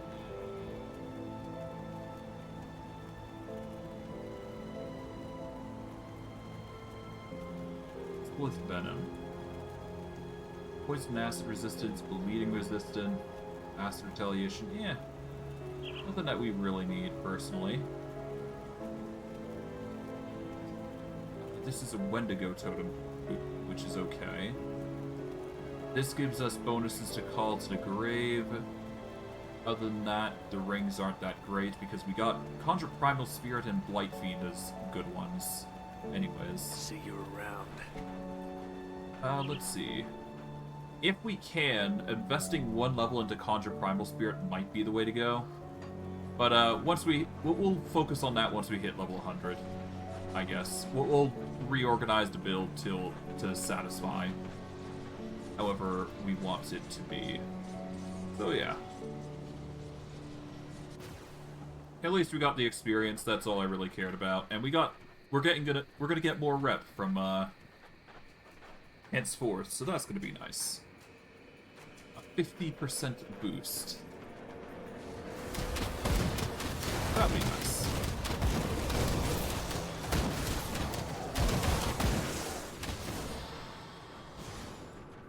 Okay, so far so good. This should yield us another totem, I'm hoping. Or at the very least, it's going to give us a ton of loot because of the Savage Totem, so that'll be fun. I can't do that yet. I'll hold off for now because we've got many things to explore here, but other than that, it is a optional feature, so that'll be nice. I'm just hoping that we have enough dynamite because we're running down to our 10s. There is going to be a time where we're going to have to change up our settings. Well, I don't know. We'll figure it out as we worry about it. It'll be something that... Oh, snap. There's so many unique things going on. I'll worry about the loot first. Well, after this battle here. And we should be fine, all things considering. Here we go. So much stuff.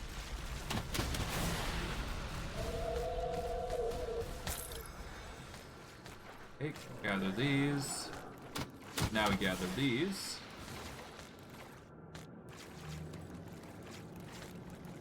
More blueprints. There we go.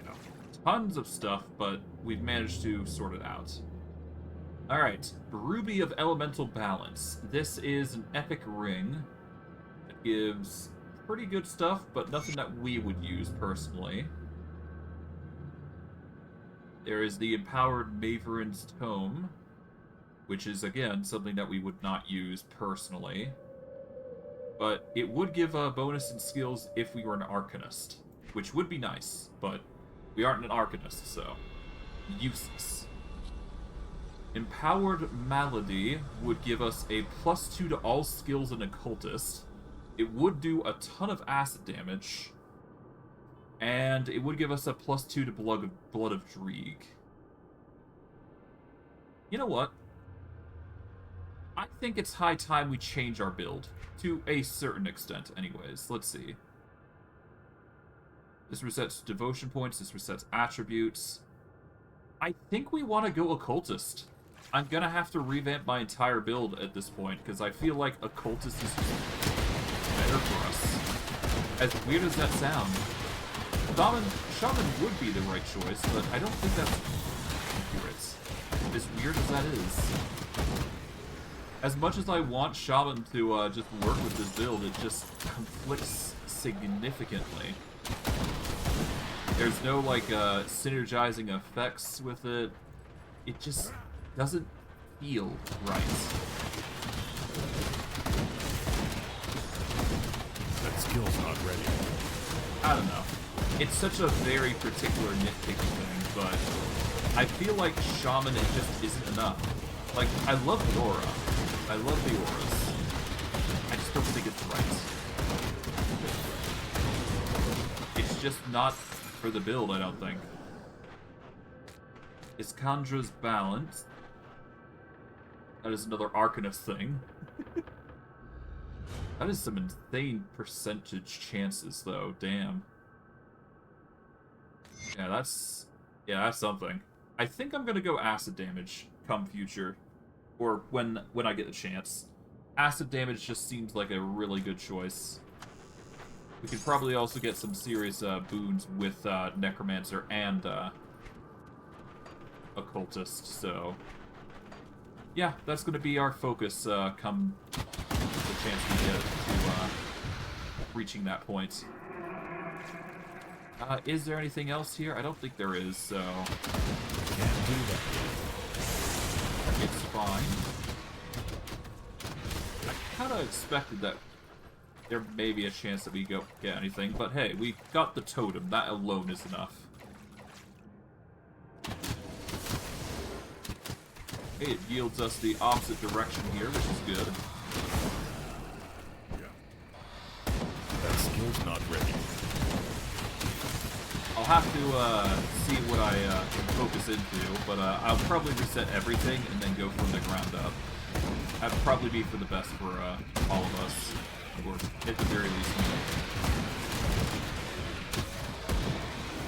The familiar should heal, but I'm not sure how good it will, because I've heard mixed reviews on the healer, or the rogue, as it were. Can't do that yet. There's good and bad things about it. We'll figure it out. We'll figure it out. Alright, we leveled up. That's 2 extra points everywhere. I guess just bolster emboldening presence here. There we go. That brings us all the way up to a 10 physical resistance. Everybody's stat boosted to the high hell. All that's left is just making sure every minion is up to peak snuff. But we're obviously going to get rid of Shaman, so that will result in a fast change, most likely. That'll be fun. That skill's not ready.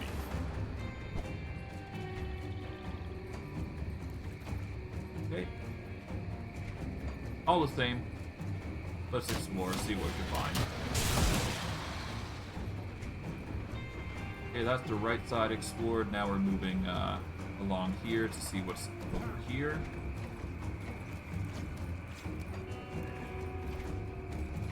Okay, nothing too crazy.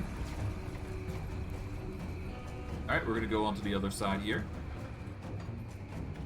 See what we can locate. Can't do that yet.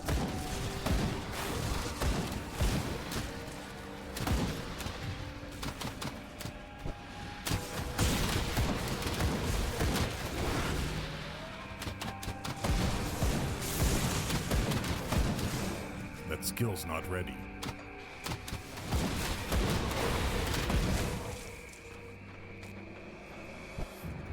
Alright.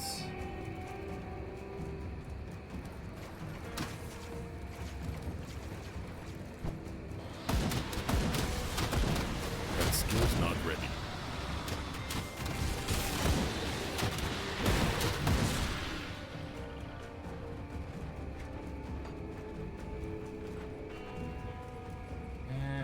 Yep. That's all explored now. There we go. Now we go across the bridge. And yeah. This should be the next spot that we need to go. So we can either repair the bridge, which I am going to do regardless. So now that we got that locked in, we can go into here because I want to, not because I have to. Okay. We get ourselves the flooded passage portal. This will yield us at the very least, one devotion point if we explore it properly. So hard not to ignore. Explore absolutely everything here, and we should be fine. Now, I believe there is a way up here that has a bit of a secret. Can't do that. Because we've already explored it, per se, but we're going to explore it again because we can.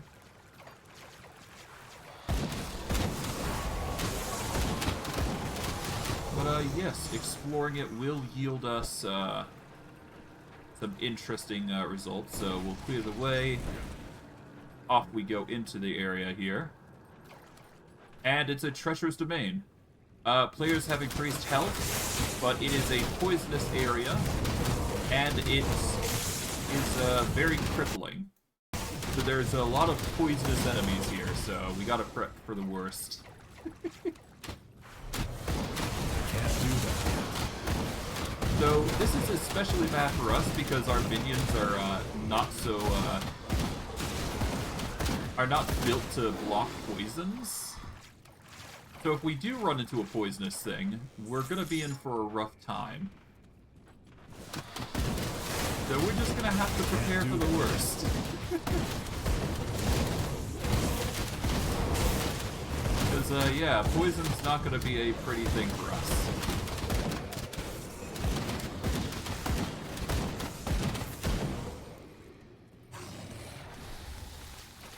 Go.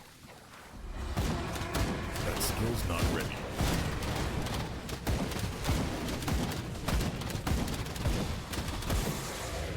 There we go.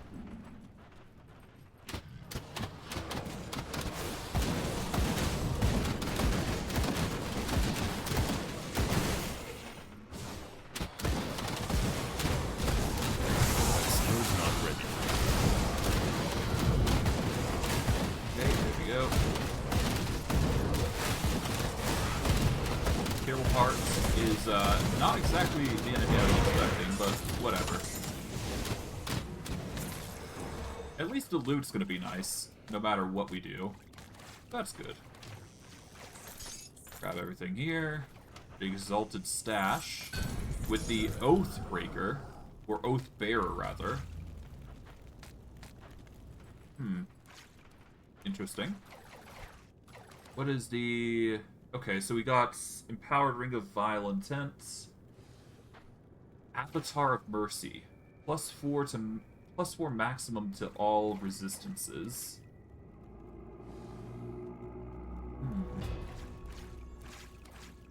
Mercy. Activates when health drops below 30. 70-second skill recharge, 5-second duration. Restores 50% of health. Gives you damage absorption, reduce stun, freeze, and petrify. That is a very powerful amulet, actually. Huh. Interesting. That is some very potent stuff, huh? I'll boost this. This gives us to 202 cunning, which is the peak of what we want here. We'll explore a little bit more, but for the most part, we're basically done here. That skill's not ready. So yeah, let's get out of here.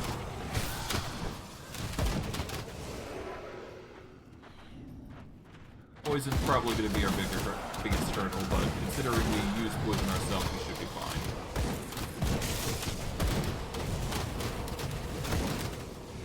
Yeah. Pretty simple stuff. Just deal with what we can. Nice. Some treasure there. Can't do that. Yeah, the monstrosities are rough, but not to a point where I'm actually concerned. I guess we go up and around here. See what's in this room. It's the ancient altar, but it yields nothing. Nothing here either. There we go.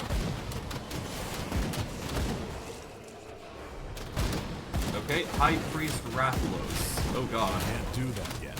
That's sure to be a intimidating foe.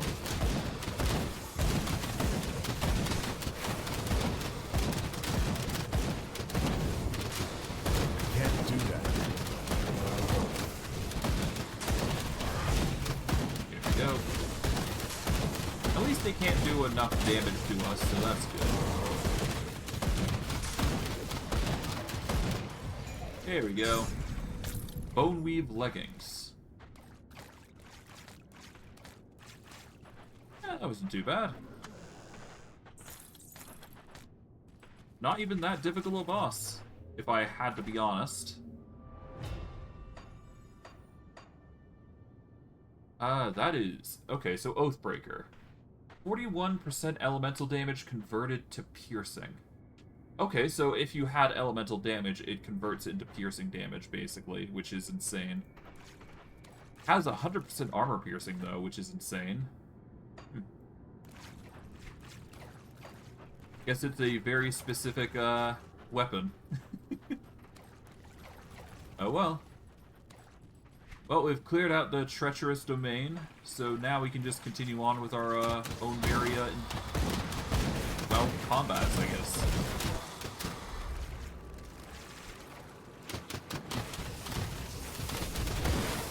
That skill's not ready. Okay, I believe if we go, up and around here, we should be fine. Yep, the totem is up there, so if we go north, we should be able to get it. And it should be, still locked, obviously, but yeah. We'll be fine.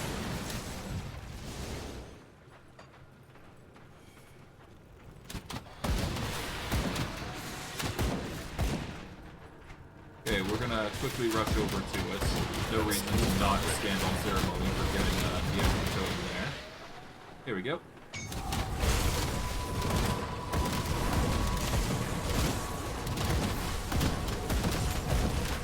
Nice.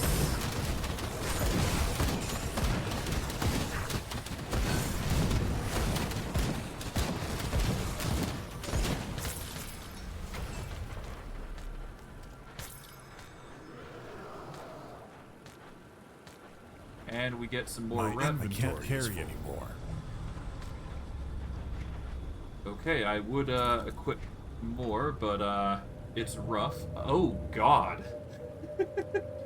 Well, I found my vitality upgrade. Okay, well that cemented my choice. We're going shaman.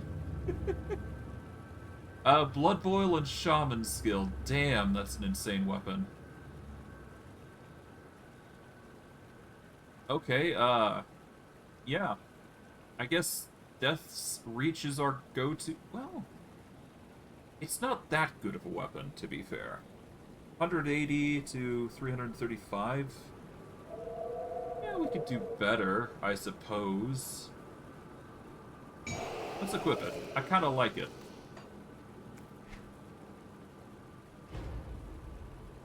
So the biggest thing is that it's going to reduce our summons quality here, but that's fine. We get a scythe, and we just need to give it a nice vitality upgrade, really. Or we could make it do poison.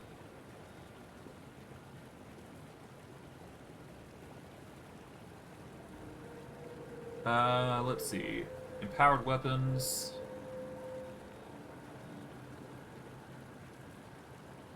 It deals 400 poison damage over 5 seconds. Yeah, no. Naturally, it deals acid damage. It also deals poison damage over 5 seconds. And with the Envenomed Weapon buff, it gives 75 acid damage and poison damage. So it basically gives us 100 poison and acid. And pets get also poison damage. Versus this one, which would give us the Infinite Gaze of Dreeg.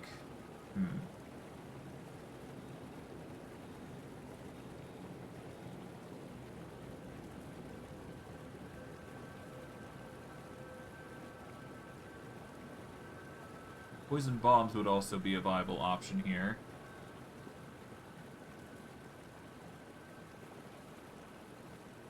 Yeah, no, I'm gonna go with the Vitriolic Gallstone for now.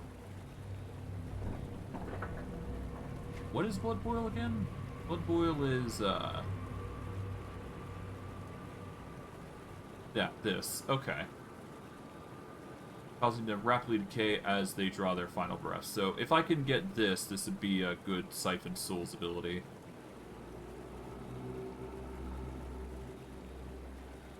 Increases health regeneration by -30. Or -30, rather. So if I were to use Siphon Souls with this and pair it with Blood Boil, then it just adds to it.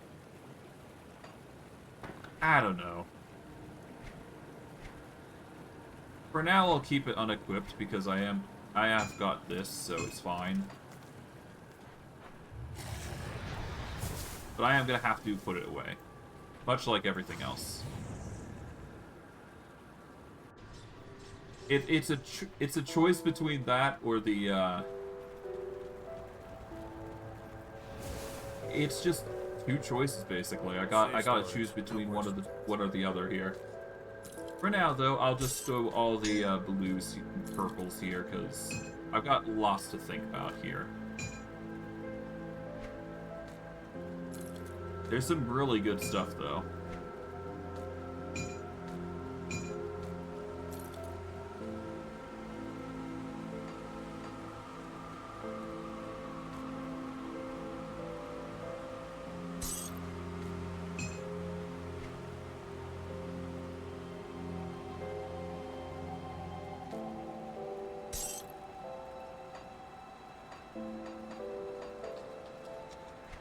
Okay.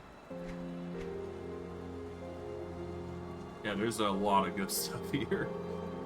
I really want to... You know what? I really do want to go with Cultist, so here's what I'm going to do.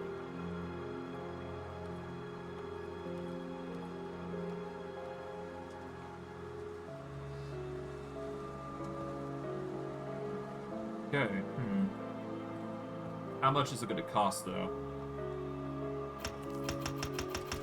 YOLO. Take everything out.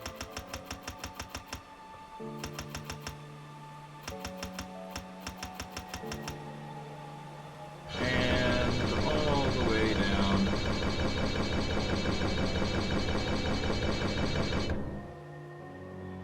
Oh, right, and...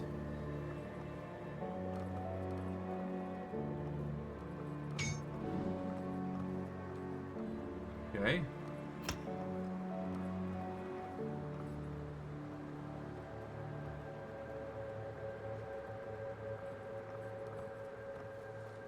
Safe Do I journey. need to use this? Use to reset attributes, use to reset devotions. Let Okay. me clear your mind of All right. regrets. Let's get rid of everything.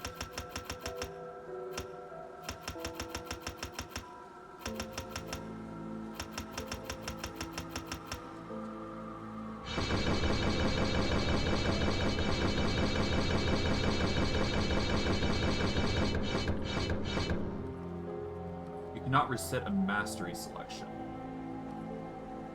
Safe journey. What troubles you? Safe journey. Okay. So wait, you can't reselect... Okay, hold on. Let me do a quick Google search.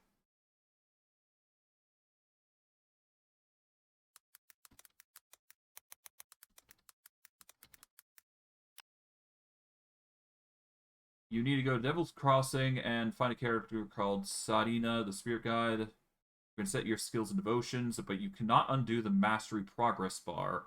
Okay.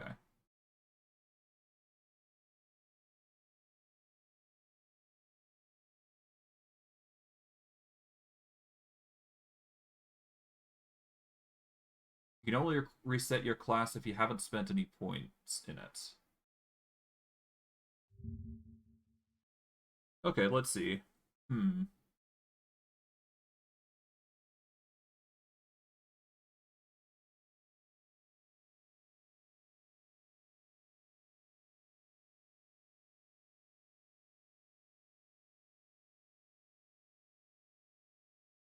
That's not what I want. Let's see.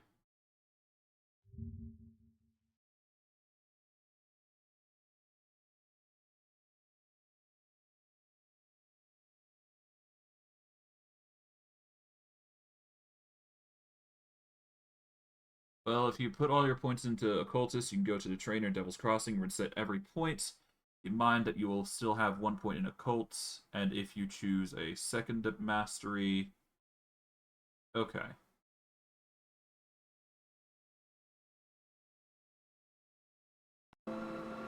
Let's see. Is there anything else I can do here? What troubles you? Stay strong.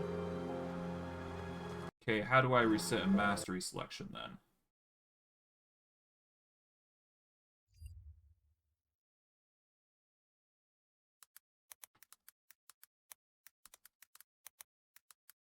Let's see. Reset Mastery selection. Take out all the points and lower it to 1. Go to GD Stash.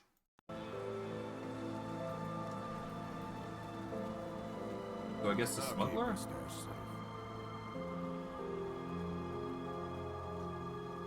I'll keep an eye out. See anything you like? Put it to good use. There should be a way for me to reset this. Hold on. I just need to look around. 1 sec.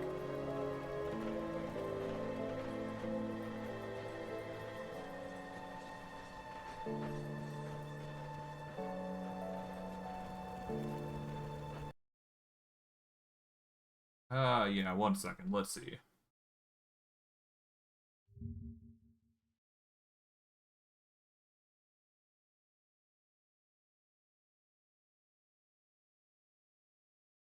Okay, 1 second.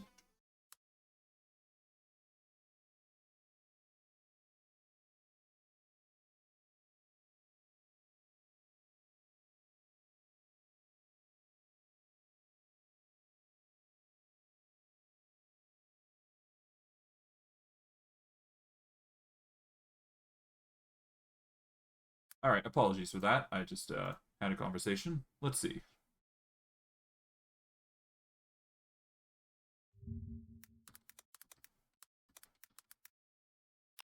GD Stash.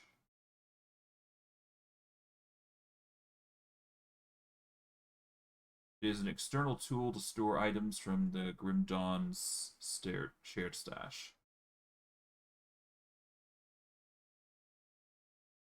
Huh.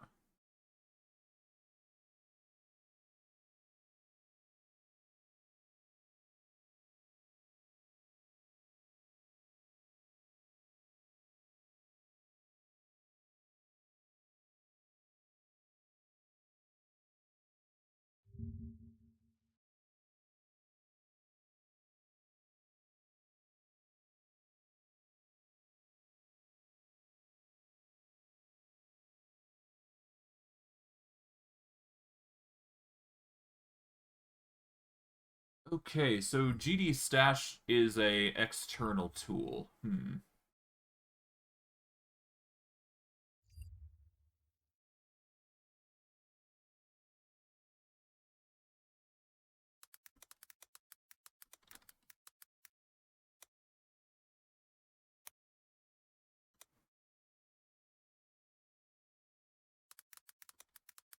Okay, without mods.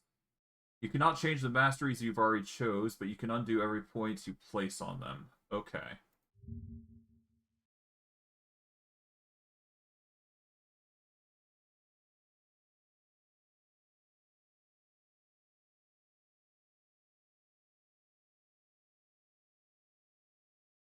Hmm.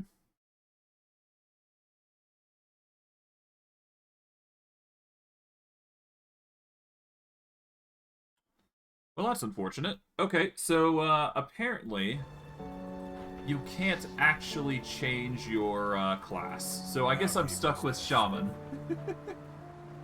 It sucks, but I mean, that's just how the cookie crumbles, huh?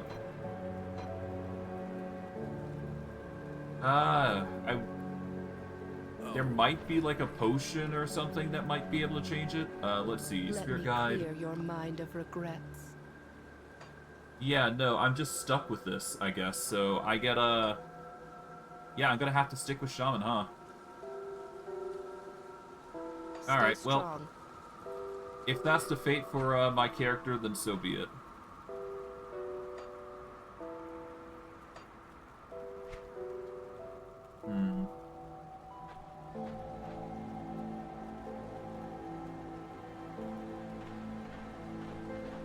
Sets attributes, devotion points, but yeah, there is no actual way for me to reset my class from the looks of it. I've got left.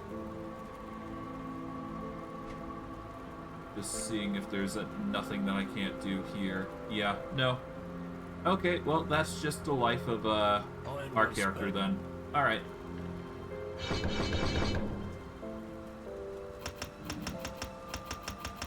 I'll just reboost everything.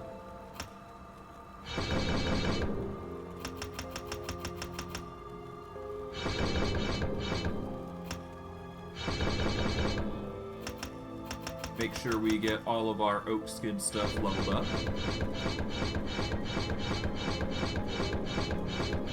I'm gonna put a single point into Emboldening Presence here. Here we go. I'm gonna put one into Primal Spirit because we have the levels for it. And then I'll put the rest into Emboldening Presence, rather. It's not the most ideal level up, but that's fine. This just gives us another a summon that we can utilize, so we might as well have another summon. If we're gonna have temporary summons, we might as well throw them in. I will throw in the Briarthorn here. I'm probably gonna make Blight Fiends temporary as well, so that way I can just throw them all into a list here. So that way I got plenty of summons that I can throw together on a whim. But it really depends on us. Alright, I guess at this point though, we will sell everything here, because nothing here really interests me to an insane degree. I'm just going to quickly get a ton of gold for it. But it's pretty obvious that we will not be able to change our loadout unless we use a mod. And I'm going to be real with you. I don't want to mod the game. Not right now, anyways. Maybe there will come another time, another date where I will mod, but I guess for now, we're just going to have to live with our choice of going with Shaman. Which is fine. A Shaman is a perfectly fine specimen to, you know, utilize. We'll get casting speed up, and then, yeah, off we go. Attack speed's gonna be nice for an addition for our combat. Can't do that yet. There we go. That's gonna get us an insane minion going.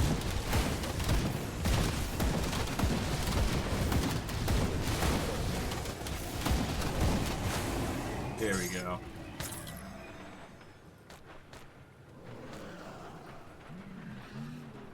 And yeah, there goes the minion. Gives a small cooldown. And it's got some poison to it.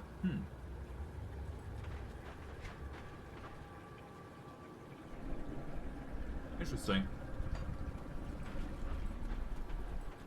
But yeah, no, it's looking like we're gonna need a poison build if we can help it. Can't do that yet. Well, regardless, we'll be fine.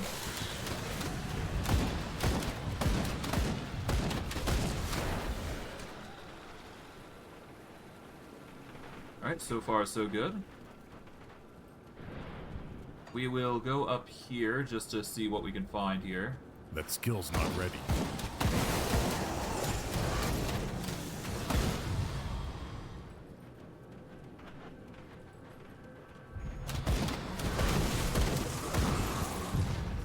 Not a fan of the long wait time here for the summon, but I suppose it is like a bolstered summon that's giving us more to it's given us more for the trouble it's going through. That's good. That skill's not ready.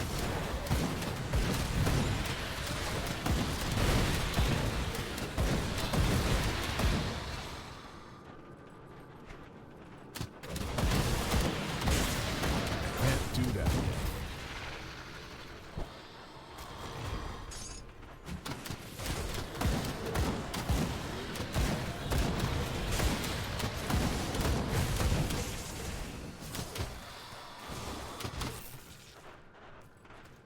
But yeah, I'll go for a ranged poison build. That's honestly the best point for us. As long as we can do poison on the ranged attacks, that's the core of what we need, above all else. I don't really care too much about vitality or anything like that, and we can get a Manticore on it, and we should... Manticore Devotion, that seems like the best path forward. And hey, if we have vitality on top of that, that's just making our build even deadlier, so... That skill's not ready.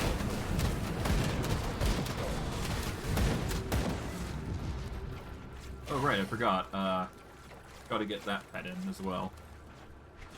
That specialty damage reduction from Emboldening Presence. Can't really ignore that, can we? Alright. From here, we go down, as planned.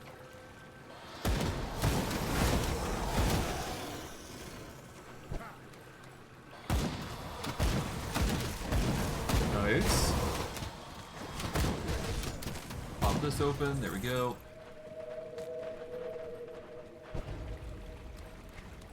And what we got here? Just a numerous amount of things That here. skill's not ready. Nice. At least we got so many minions it's not gonna be an issue to deal with any enemies that come our way. So it's not like it's a huge loss for us going the shaman build instead. It's not something I can really fix either, so whatever. If shaman is our go-to here, then so be it. We'll embrace it.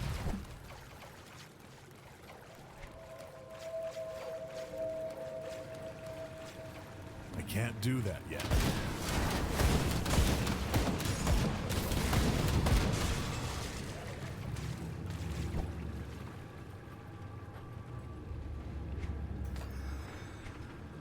Go. That skill's not ready.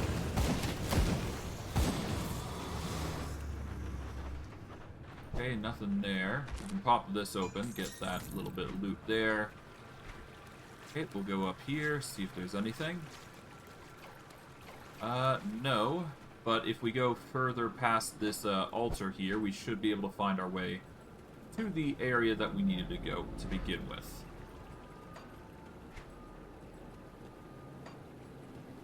Alright. Off we go. Cave entrance.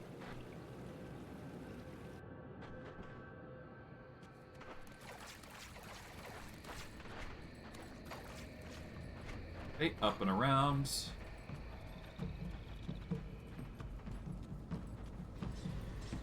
Here we go. Oh, hello, traveler. Okay.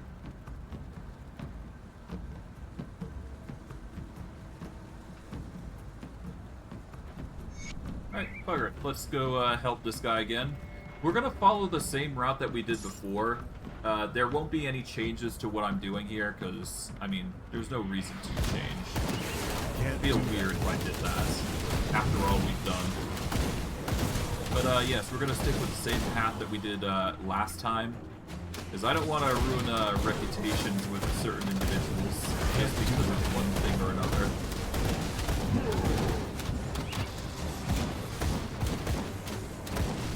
Ah, well. Okay. There is securing Burwich here, which we've already technically gotten to.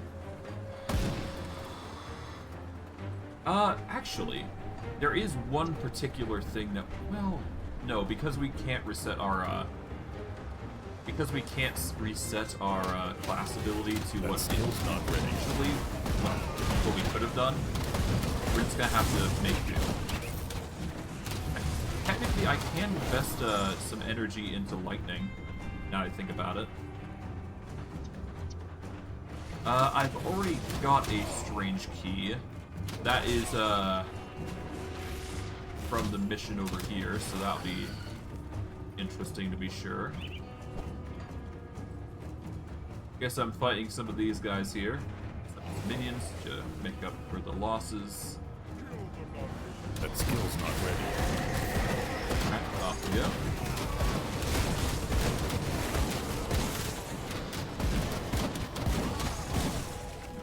Sonic seals of binding. That skill's not ready.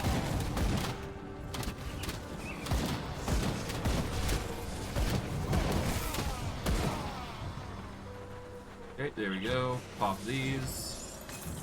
Nice.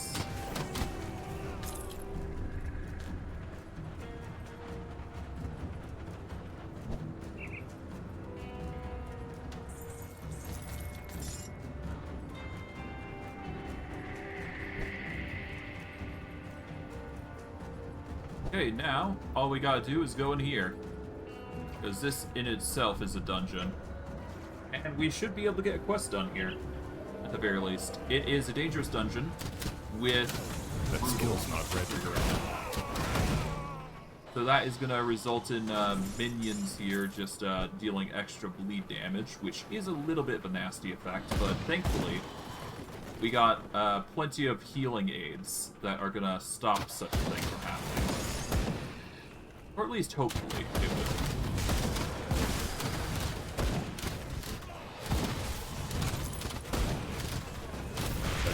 Not ready. Okay, that nearly took us out. Surely the Chthonians are dangerous. It'll just be how they are.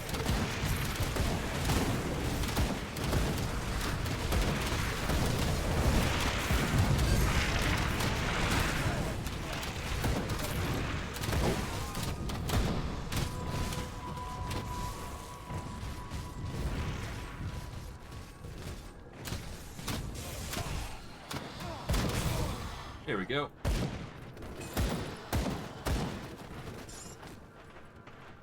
Took a bit of a beating there, but nothing that we couldn't handle.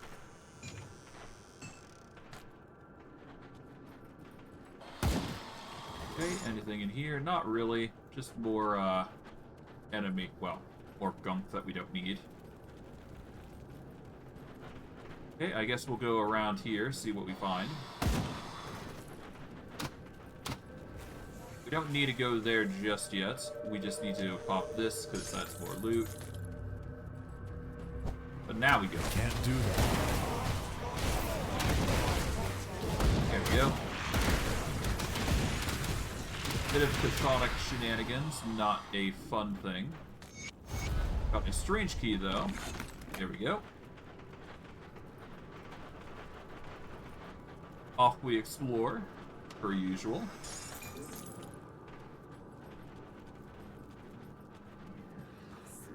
That skill's not ready. The Chthonians will not know what hit them.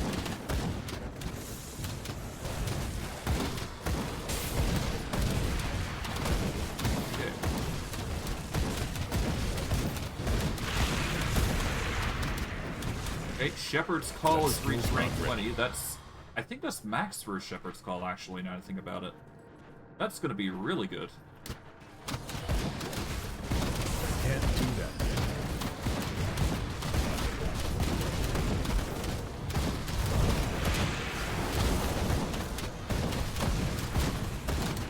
Okay, there we go. Mage Lord Gloves, oh god. I can't do that. Well, at least we're getting plenty of rep everywhere else, it's fine. Okay, there we go.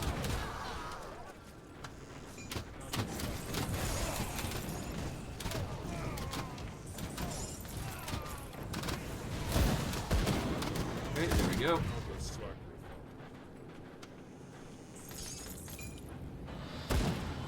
Although, I suppose it does raise the question. If I do manage to get enough devotion points, couldn't I go back to the other expert difficulty and see about completing that as well?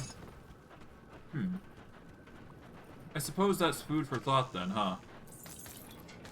It's not something I'm going to explore just yet, but it's certainly something to think about. 42 fire damage converted to aether damage. It's an Arcanist thing. Spellmaker's Grips.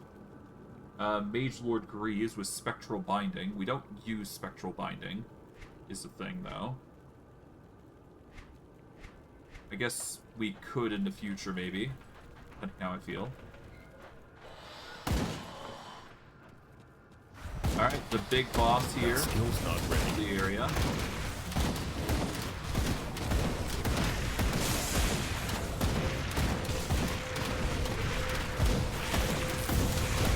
With the ads first before we do the enemy here.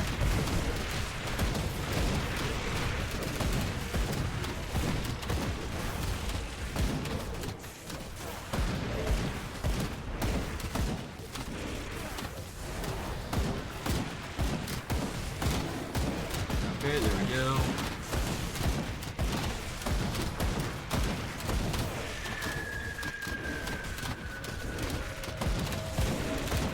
Skill's not ready.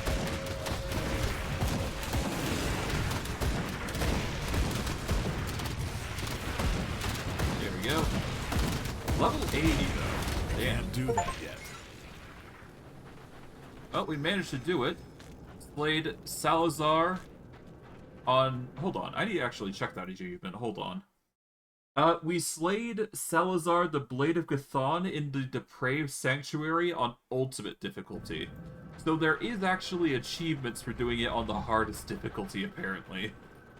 Oh, that's interesting. Okay, so we do actually have merits for doing it in a harder difficulty. Well, I mean, now that's a good enough reason to stick with what I'm doing right now. I gotta go through the game again. That skill's not ready. I gotta beat the game on ultimate difficulty, I suppose. It's gonna be easier given we got a kickstart, but we'll be able to manage, I'm sure.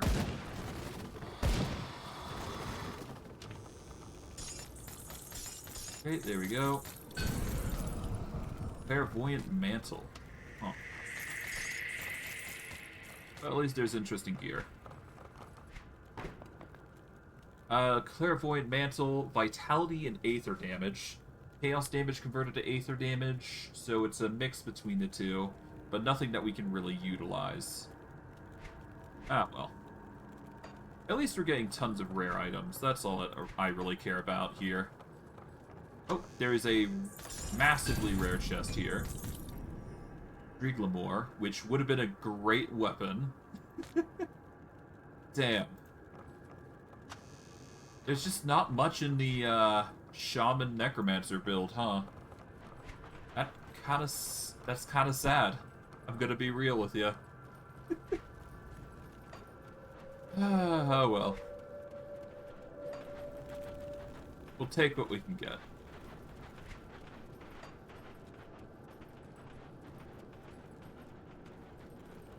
least we're power leveling quite a lot, so it's not like it's a huge deal.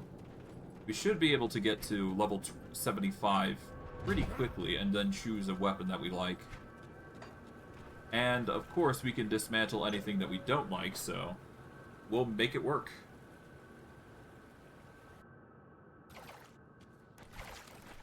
Okay, but yes, we've done the Burrwitch outskirts here, so that's going to be fine.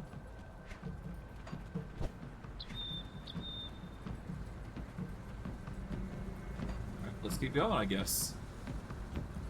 Nothing has really changed from what we were doing, so yeah, let's just keep pushing forward. Can't do that.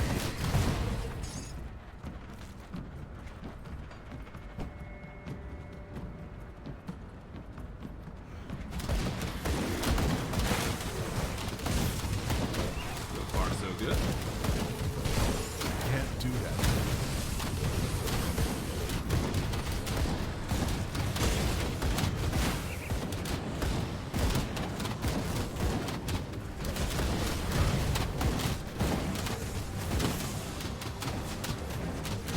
Nice.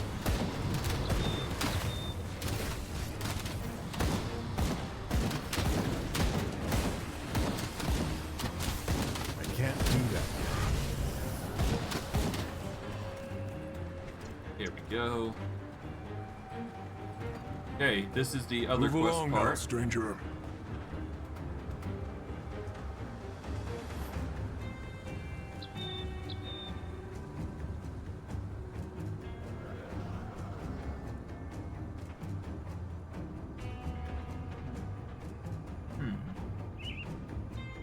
Yeah.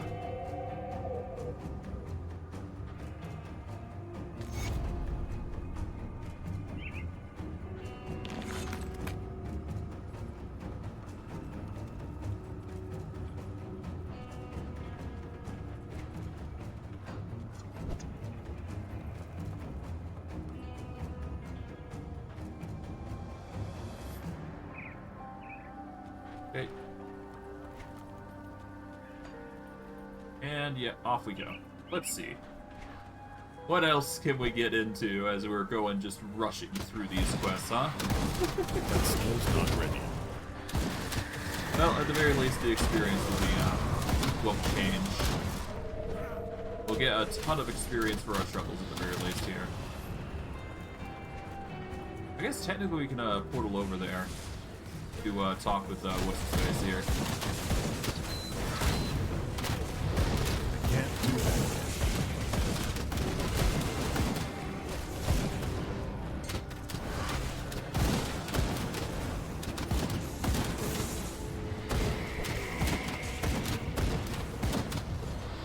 Okay, there we go.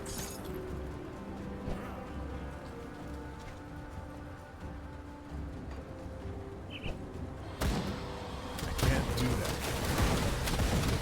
Nice. Damage is coming in quite well. Deal with the Grubbles here. Pretty simple stuff, all things considering.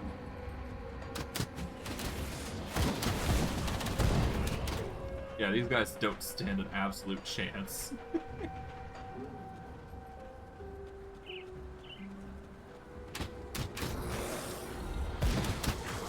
Guess I'll deal with the Grubbles here.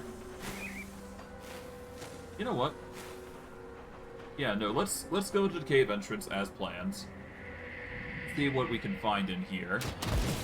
Oh, there's a totem. Okay, so there is actually reason to go in here. Other than that.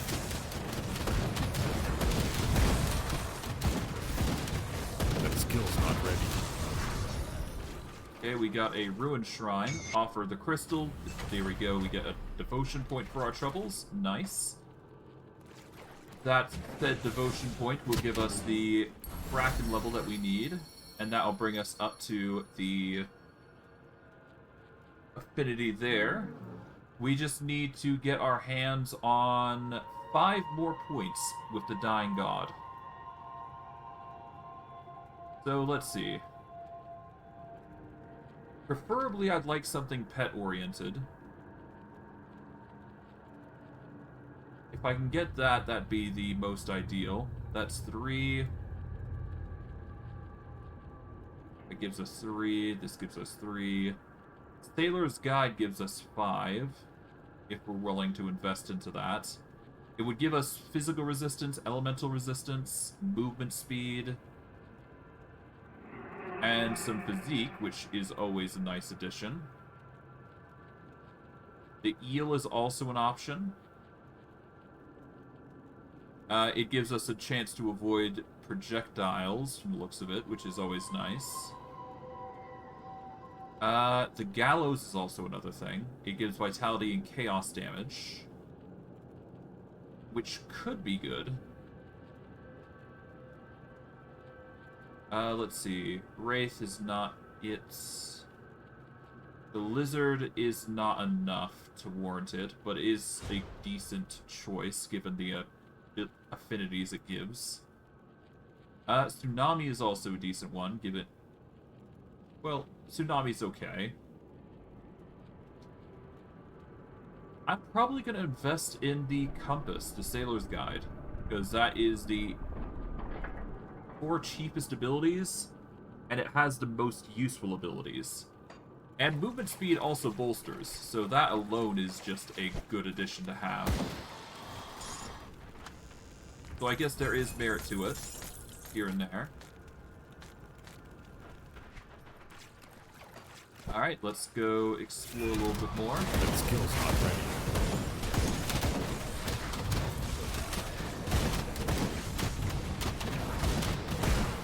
But yeah. I guess Shaman would be ideal because we are using it to get as much regeneration as possible. So for a weapon, we probably want to focus into on Shaman.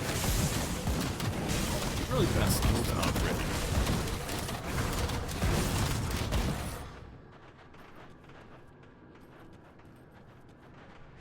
Well, either way, we need a poison weapon, so that would be our ideal focus anyways, so... That skill's not I'll ready. just keep going as planned.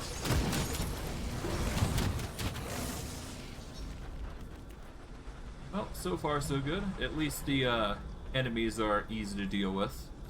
Good enough for me.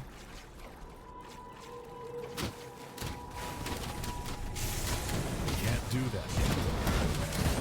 There you go. Okay, got some difficult enemies here and there, but otherwise we should be fine.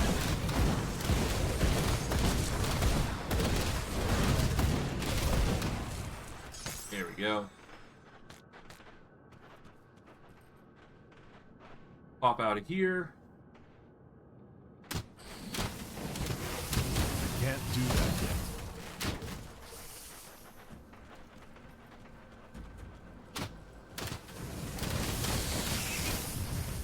Well, I guess I got the time, so I'll quickly go across here to go back with those guys.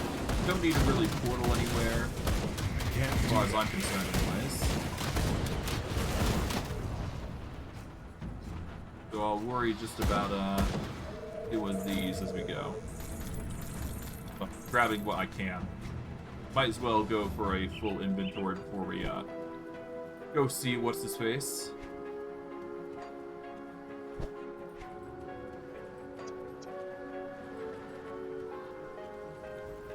Alright, new blood. See you there. Alright, back to Devil's Crossing we go. That unlocks us the Forge Master here. Hey, bud. Get a bunch of experience for our troubles, and of course we get back our recipes up the wazoo. And of course we get glyphs, apparently, which require Eldritch Essence, which we won't be able to access for a while now. But for now, that should be fine. We'll sell what we don't need here. What is this? As the illusionist, we don't need to talk with them anytime soon. Sell everything green-oriented. There we go.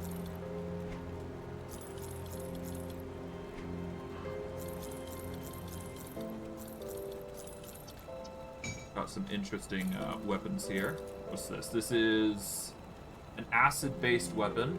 Gives Nightblade and Occultist. physical damage and elemental damage is converted into acid, which is insane.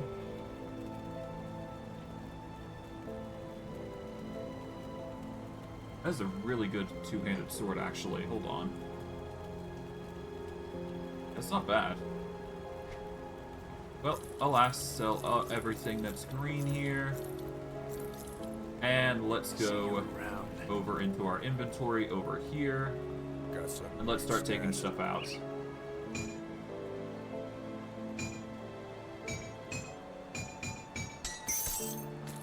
I'll put this back.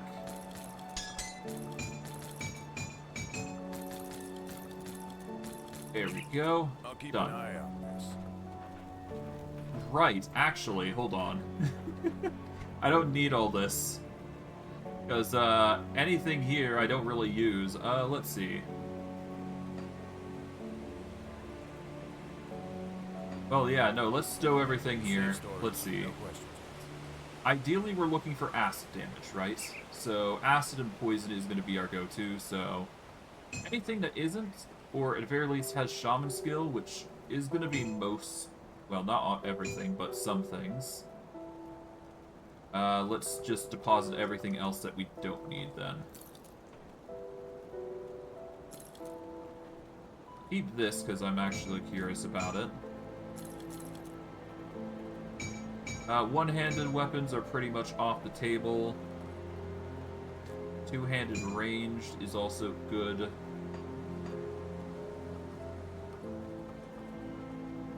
But yeah, no, anything two-handed ranged is going to be ideal, so we'll just toss everything that isn't beyond that point.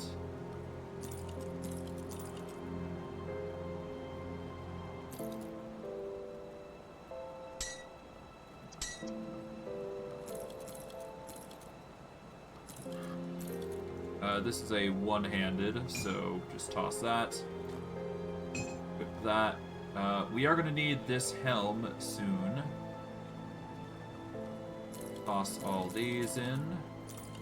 There we go. This helm will be a useful tool for us later. But for now, let's see. I'll keep an eye on this.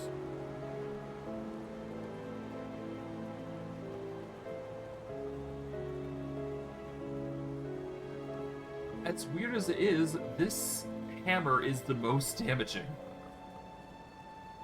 Is it the best? Probably not. If we were an occultist, the empowered malady would be amazing. But unfortunately, we're just not. So I guess we're gonna go with Death's Reach here, because this just holds out in all other cases. The Hammer of Heavenly Judgment is probably gonna be our next keeper. Whoops, I meant to equip this.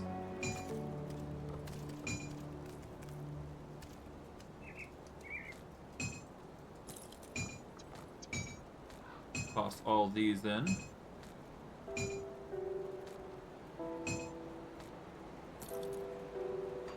There we go. So yeah, we're gonna rock Death's Reach here. So it is gonna be more of a shaman-based weapon, but at the cost of slight debuffs to our skeletons and our abomination, it isn't that bad of a trade-off, because we're getting a stronger primal spirit, we're getting stronger emboldening presence, stronger healing, and we can finally probably invest in like a 1 or 2 points into our lightning damage and just get some extra damage out the way, because why not, right? Because there might be some benefits to doing so. Who knows? But I digress. That is going to be our go-to. This does mean that we're going to need to decide what sort of upgrade we're going to go for here. Weapon-wise, because we are now rocking a Vitality build all again. So it's really just coming down to what we go for.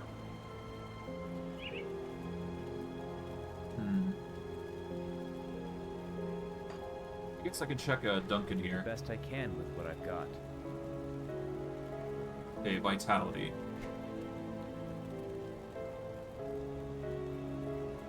This amulet would give us quite a bit. Let's see. Vitality and poison damage. Spirit, poison and acid resistance. Maximum poison and acid resistance boost. Skill cooldown reduction, which is pretty good. But Black Death and Merciless Repertoire are something that we don't use. Let's see. Hollowed Fang gives us vitality damage. It also gives us Blood Drinker, which empowers our attacks with Vampiric Energy, which gives us lifesteal, basically. Sanctified Bone is okay, but not good enough. Bloodthirster. Empower your attacks with Vampiric Energy. This is basically... or Haunted Steel. This is basically just a more powerful version of Hollowed Fang. The Prismatic Diamond gives us damage absorption, but not good enough. Let's go with the Haunted Steel, I guess.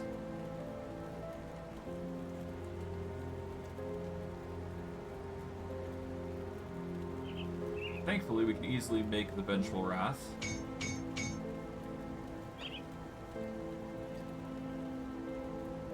And the Haunted Steel is an easy make here at that point.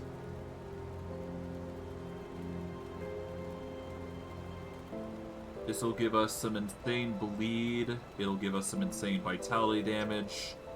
It's hard not to want this. 58 energy. Yeah.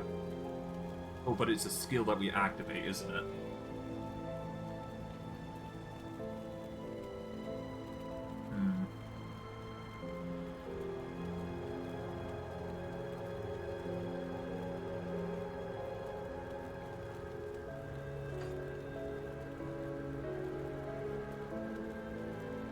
Could just go straight up Hollowed Fang.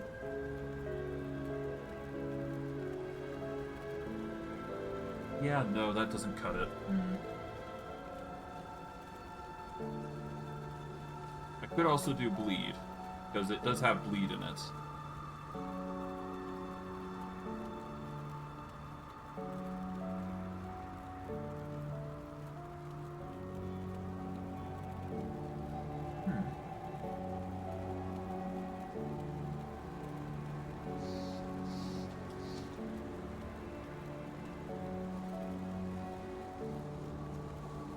I do not know. How your attacks that pierce through armor. 5 physical damage. Yeah, no. No. Okay.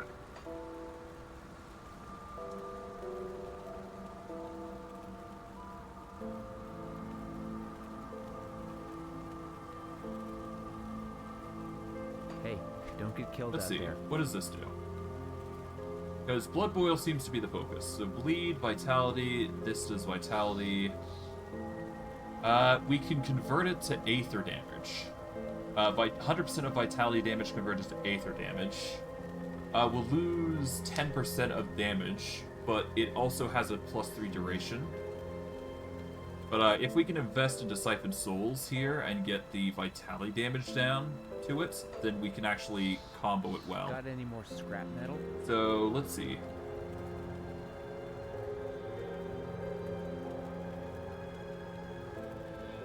So, Aether Soul, Aether... Purified Salt, Moonstone, Wraithstone. Used in melee weapons, shields, and casters offhands, but Aether weapons would give Aether to everybody.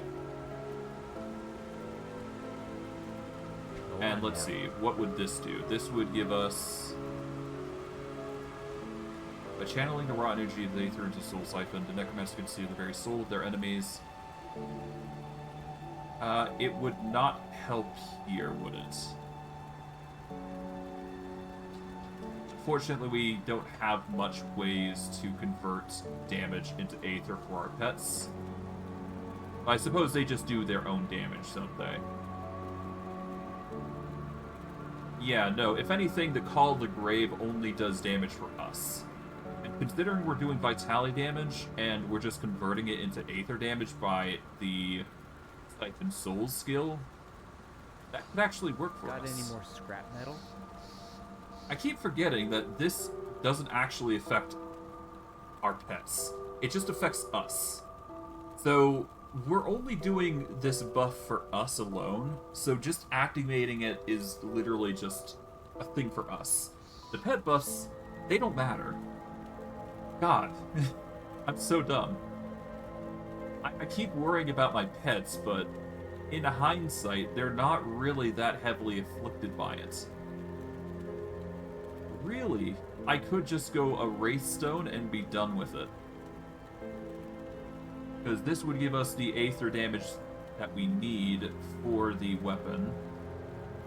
Or I could just go straight up Vitality. And nobody would be the wiser.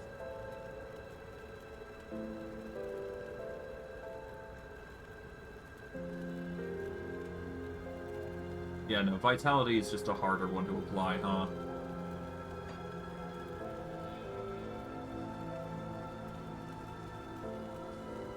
Well, I mean...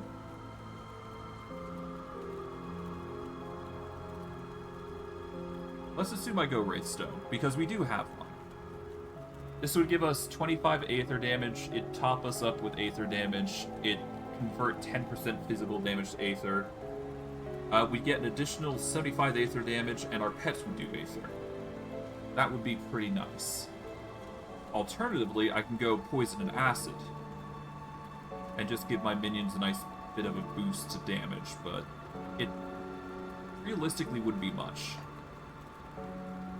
If I were to do anything for my pets, I would want to boost their overall damage output, right?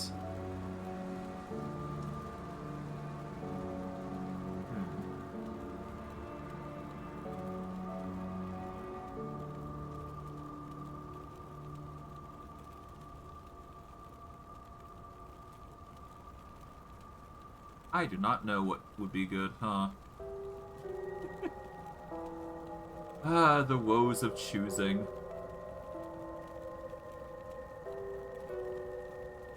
Whale's Flame.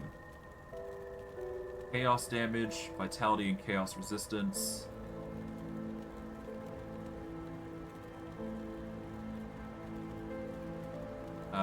Poison damage. Dreeg's Infinite Gaze, which deals acid and poison. What is our current best damage attribute here? Vitality seems to be the go-to. Acid is second. Fire is... okay, so fire seems to be the go-to next to chaos.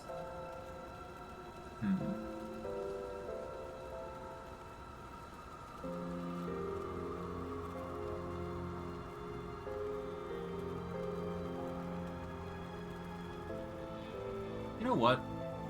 If I boost the Aether damage, and the Vitality converts to Aether, wouldn't that deal way more? Yeah, the Aether modifier would skyrocket. So what would end up happening is Vitality damage would scale off Vitality modifier, and then it would scale off the Aether modifier, wouldn't it? Yeah. I'm gonna go Wraithstone. I'm gonna trust that this is how I'm thinking it's gonna go, which is gonna be an insane conversion rate, but if it's done correctly, this could be a wild addition. So what I'll do there is now convert some skills into getting what I need. We've currently got 2 levels into this. We're gonna reduce it by 1. We'll reduce this by 1. And I guess if we have the amount, we can reduce another one by 1. Or reduce Emboldening Presence by 1. So that way we can invest into Siphon Souls as intended. And in fact, I'm going to... yeah, no, if I remove these, that's actually a bad thing, so... farewell. We'll prioritize with that in mind. So, 1 into Siphon Souls. We'll convert the damage from Siphon Souls into or Aether damage. And then we will convert and then we'll get the Blood Boil, which gets bleeding and vitality per second. which is skyrocketed to an insane amount. As for our right click, that will be Siphon Souls. It is a slow cost, but that's fine. We are going to be going into melee anyways, so it'll be a wild addition anyways. Alright. Statistics have been set up and ready. It's not ideal for now, but it will have to do us. So, we'll make it work. I meant to go to the... not the Flooded Passage, I meant to go to the Burrwitch Outskirts. There we go. Alright, let's keep going. This is going to be a completely new design to our build, so hopefully it works out well. Going to get a lot of... going to be an interesting output on what we're going to be doing, but hey, we'll make it work. So far, so good. It looks good for a damage build. I can't do that.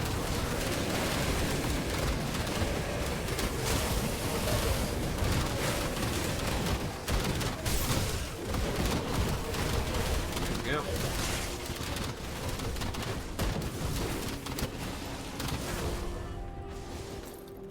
As we level up Siphon Souls, or when the radius slowly increases, it will get stronger.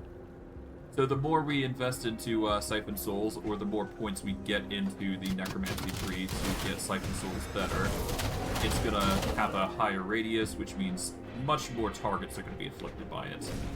Which will prove interesting, to say the least. Regardless, for now, we will just make do. We're not getting damaged that much either, so that's good. So it means this is a viable strat. Can't do that yet. There we go. We are now in the Moldering Fields, whatever that is. That skill's not ready.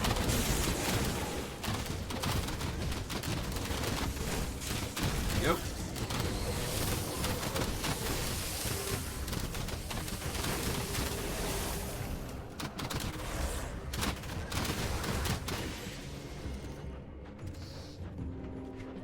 Okay.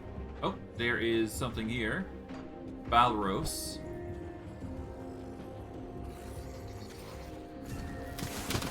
That skill's not ready.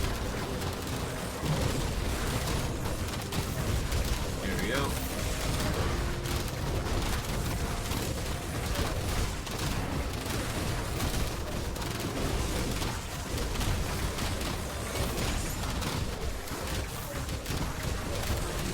Nice, there we go. Okay, we get some nice little bits of gear here and there. Nothing too crazy. Can't do that yet. Minions will handle most of the ranged or the more dangerous individuals, but basically, we should be fine. So far, so good. The cleansing is working as intended. Anything over here? Nope. That's fine.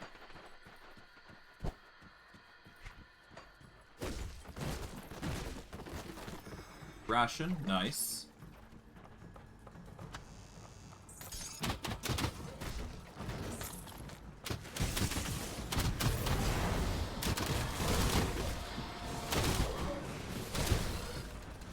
Alright, Burrwitch Outskirts.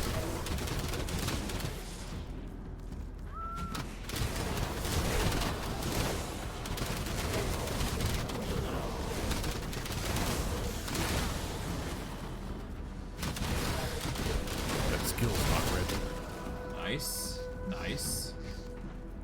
So far, so good. Take you guys out. There you go.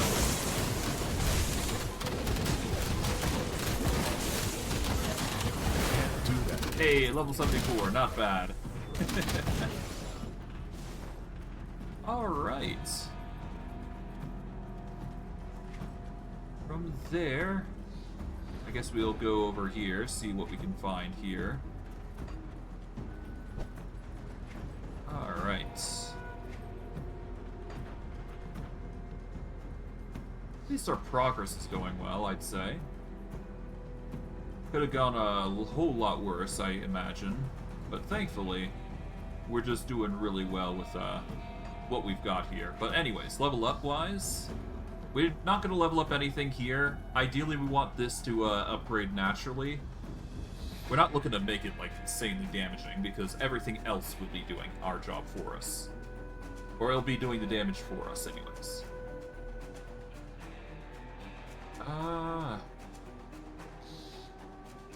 Okay, so it doesn't look like it goes into, well,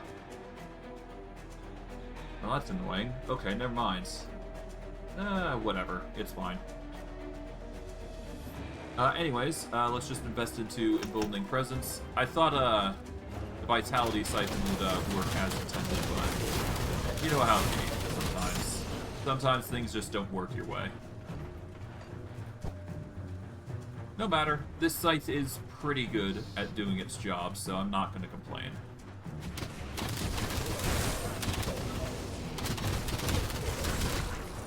I mean, we're tanking pretty well, all things considering, so I can't really complain.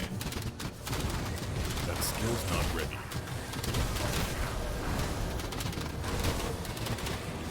Alright, let's pop it open. There we go.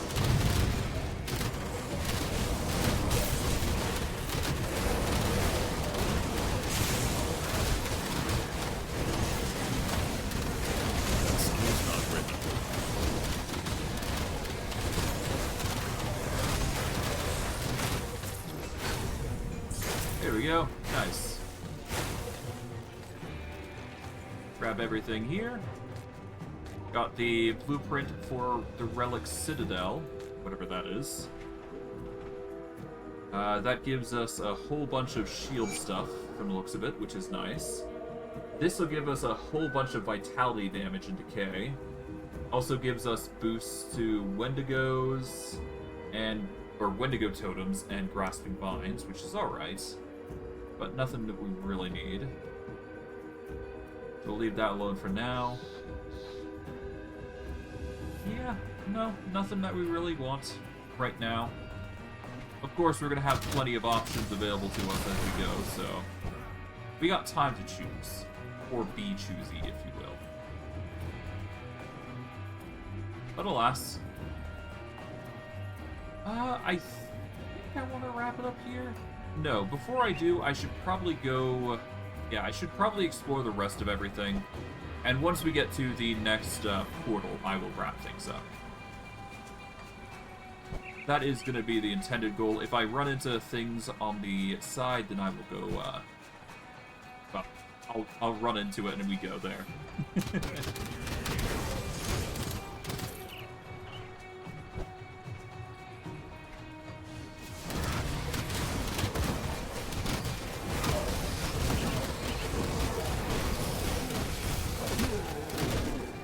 Yep.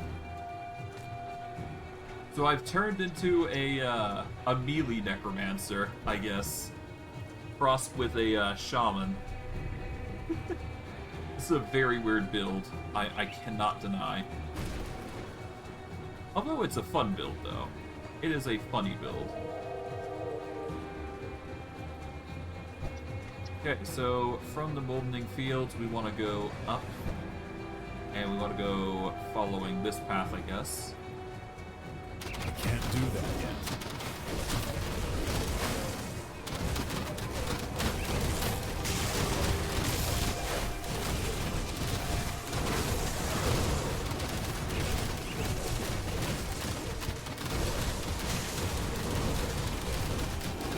There we go. Nice. Grab everything here. Sacred texts of Menhir. Nice.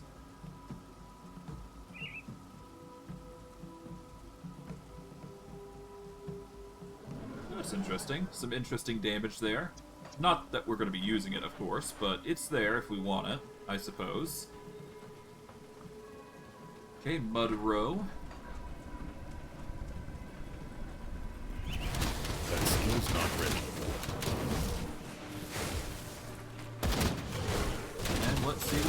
to here. There we go.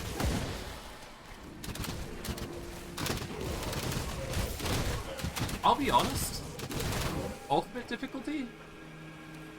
Not that bad. I'll be honest. I kind of find this a little bit easy. This could be just due to the fact that I am level 70 or so, but I am quite comfortable here. I'm gonna leave that alone for now. We do not need to go there just yet. That's gonna be something that we'll save for later. But it is good to know that it's there. But I do believe that we're going to be reaching Burwich in a hot minute here, so... Or at the very least, the very beginnings of Burwich, if you will. So that should be interesting. If anything, the only thing I'm going to probably change is trying to save as many people as possible. But even that's going to be hard, I would imagine. Oh well. Make our choice. Hello, Olgrim. Well, I'll be a living person. Well, we could use a cook. Here, see in Devil's Crossing. Even if you are an Imperial spy.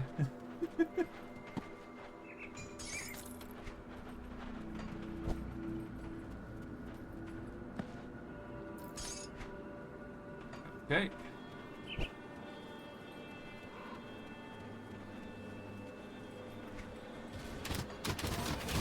Off we go. That skill's not ready.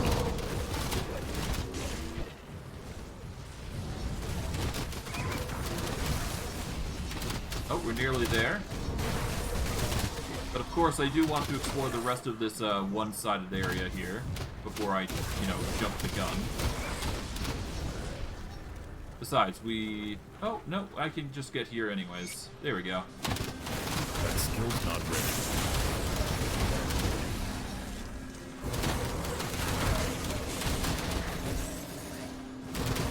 That skill's not ready.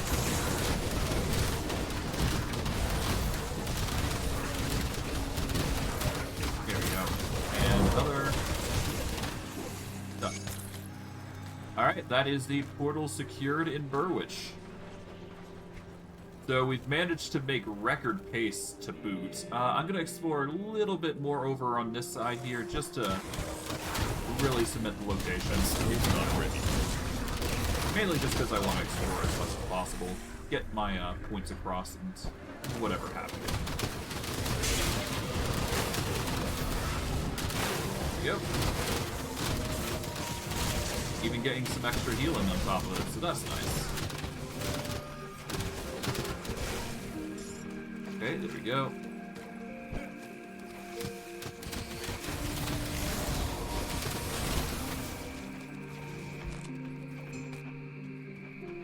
Cool, cool.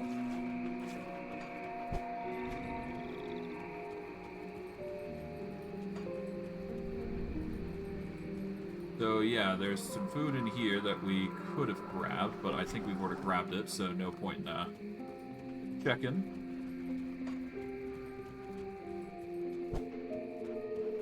Okay, the only other thing that is worth... Oh, I guess there's this. So that's another cave entrance that is gonna reveal things. We got Dangerous Domain. Every enemy is toughened with HP, so that's fun.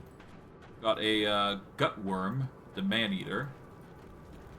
We'll go deal with this guy. That skill's not ready.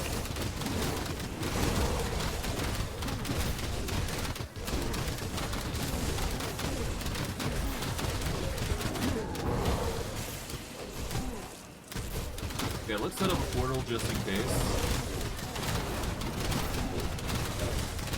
Wow, he's not actually taking us out. That's good.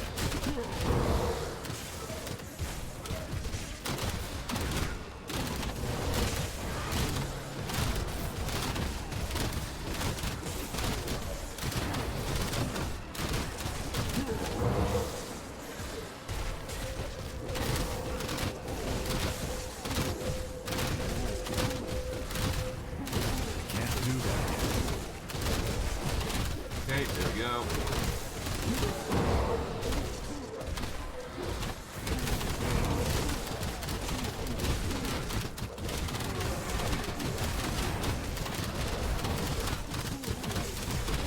This guy isn't that hard, to be quite honest. Yeah. No, we just tank him, like, surprisingly easily. We've slain Gutworm, and we've slain him on the ultimate difficulty. So, nice. We didn't actually run into Gutworm the last time round, I do believe. So that alone is an achievement worth noting. But, yeah. He wasn't that difficult, I'll be honest. The fact that we could tank through all that, just as a shaman, is just testament to how strong we are. Mind you, we've got a lot of health regeneration based effects that are increasing our healing to an insane degree, and we got decent armor values going for us. So it's not bad. We are not in a bad state of things. As for what we go with, I guess we're gonna have to invest in some points into like things like Feral Hunger, though, or things like that, because I mean, extra damage across with our main attacks is probably going to be, like, the core of what makes us whole. Less so of Siphoned Souls, for example, or Blood Boil. I think it might be better if we just go prioritizing points into, like, weapon arts that increase our damage output. Just increase the variables by an insane degree. To that end, I might actually do that real quick before I, Yeah, let's quickly do that first. And see how we fare, because we could just straight up basic attack everything if we really wanted to, which I think might actually be cooler if we do it that way. Yeah, let's go talk with the Spirit Guide. We're going to go into Necromancer. We're going to take out these 3 points. And I want to go into Shaman here. If we invest into this, we get lightning damage. It'll increase our physical damage by a percentage, as well as internal trauma damage, which we don't use. We don't want increases, we just want straight up damage outputs here. Savagery. Lightning, bleeding. This would increase lightning and bleeding on top of that, so this would be good. And the more we invest into the fight, the more damage we do. Primal Strike.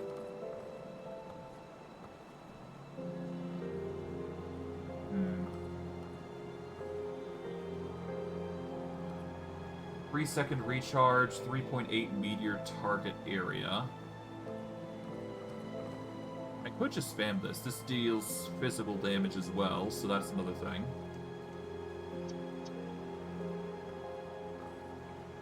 Let's see. Shamans dedicated to the spirit of the bear embrace the use of brutal two-handed weapons. Their unbridled fury is unmatched among the northern tribes. This just modifies damage by 6%. And we get 3 physical resistance.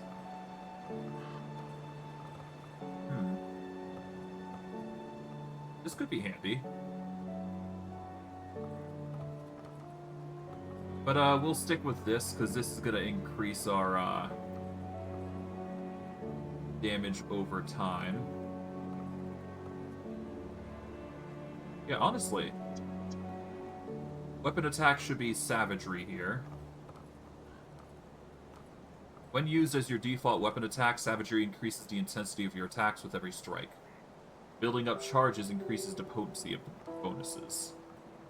So yeah, basically, the more we attack, the more lightning, or the more damage we outright deal. Which is going to be insane. Because that's going to deal lightning, it's going to be bleeding. Truly a essence of a true warrior. But yeah, we'll just level up Emboldening Presence now. Because that's literally all we need. But I'll turn in some quests here. Go ahead and settle in. Later. Some experience there. Talk with you over here. Have you found a rift? Good work. There have been Warden Krieg. I'll end the Warden's life. Good. Already got a bounty for Devil's Crossing, so we don't need another. Still got consonants to deal with. Complete this. Put them out of their misery. There we go. Anything else? Nope. I think that's gonna be it. Thankfully, because we've completed all that, there is gonna be less spots where we're gonna get actually... Well, we're gonna have to worry about the, well, whatever. It doesn't matter. The point is that we've, we're escalating the potential of our damage. That's good enough for me. Now, of course, I wouldn't say that the Wraithstone is the best weapon for us at this point, but it is dealing extra Aether damage on top of everything, so I suppose it's something that we can deal with.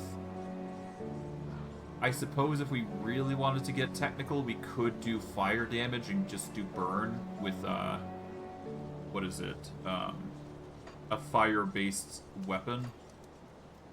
But, it really depends on whether, I don't think Flint Core is what we use, no. We use Devil Touch, I think? No, Devil Touch is also wrong. Put simply, I could just boost up fire damage if I really, really wanted to. And that would work just as well as anything else. Because I do think we actually benefit from fire. Could also just go Radiant Shield here. I don't know. Anything would go, really, at that point. I could go with Enchanted Flint and just increase, or just deal an insane amount of fire damage as an example of what I could do. Enchanted Flint would actually be fantastic with that hammer. But, alas, you can only do so much. But, for now, I'm gonna wrap it up here. We didn't explore everything, as I intended. We had to redo the entire game, obviously, because of the new level of difficulty. But hopefully, we will be able to tinker with our build. We're probably going to shift over to, like, a two-handed weapon. Well, we're sticking with a two-handed weapon build. But we're going to try and level up Shaman and Necromancer in between each time. Trying to get the best balance for everything. But we'll have to see how things pan out. Because it's not going to be perfect. But I digress. I hope you guys enjoyed today's stream. I know I did. And I will see you guys next stream. Take care, everybody, and have a good day.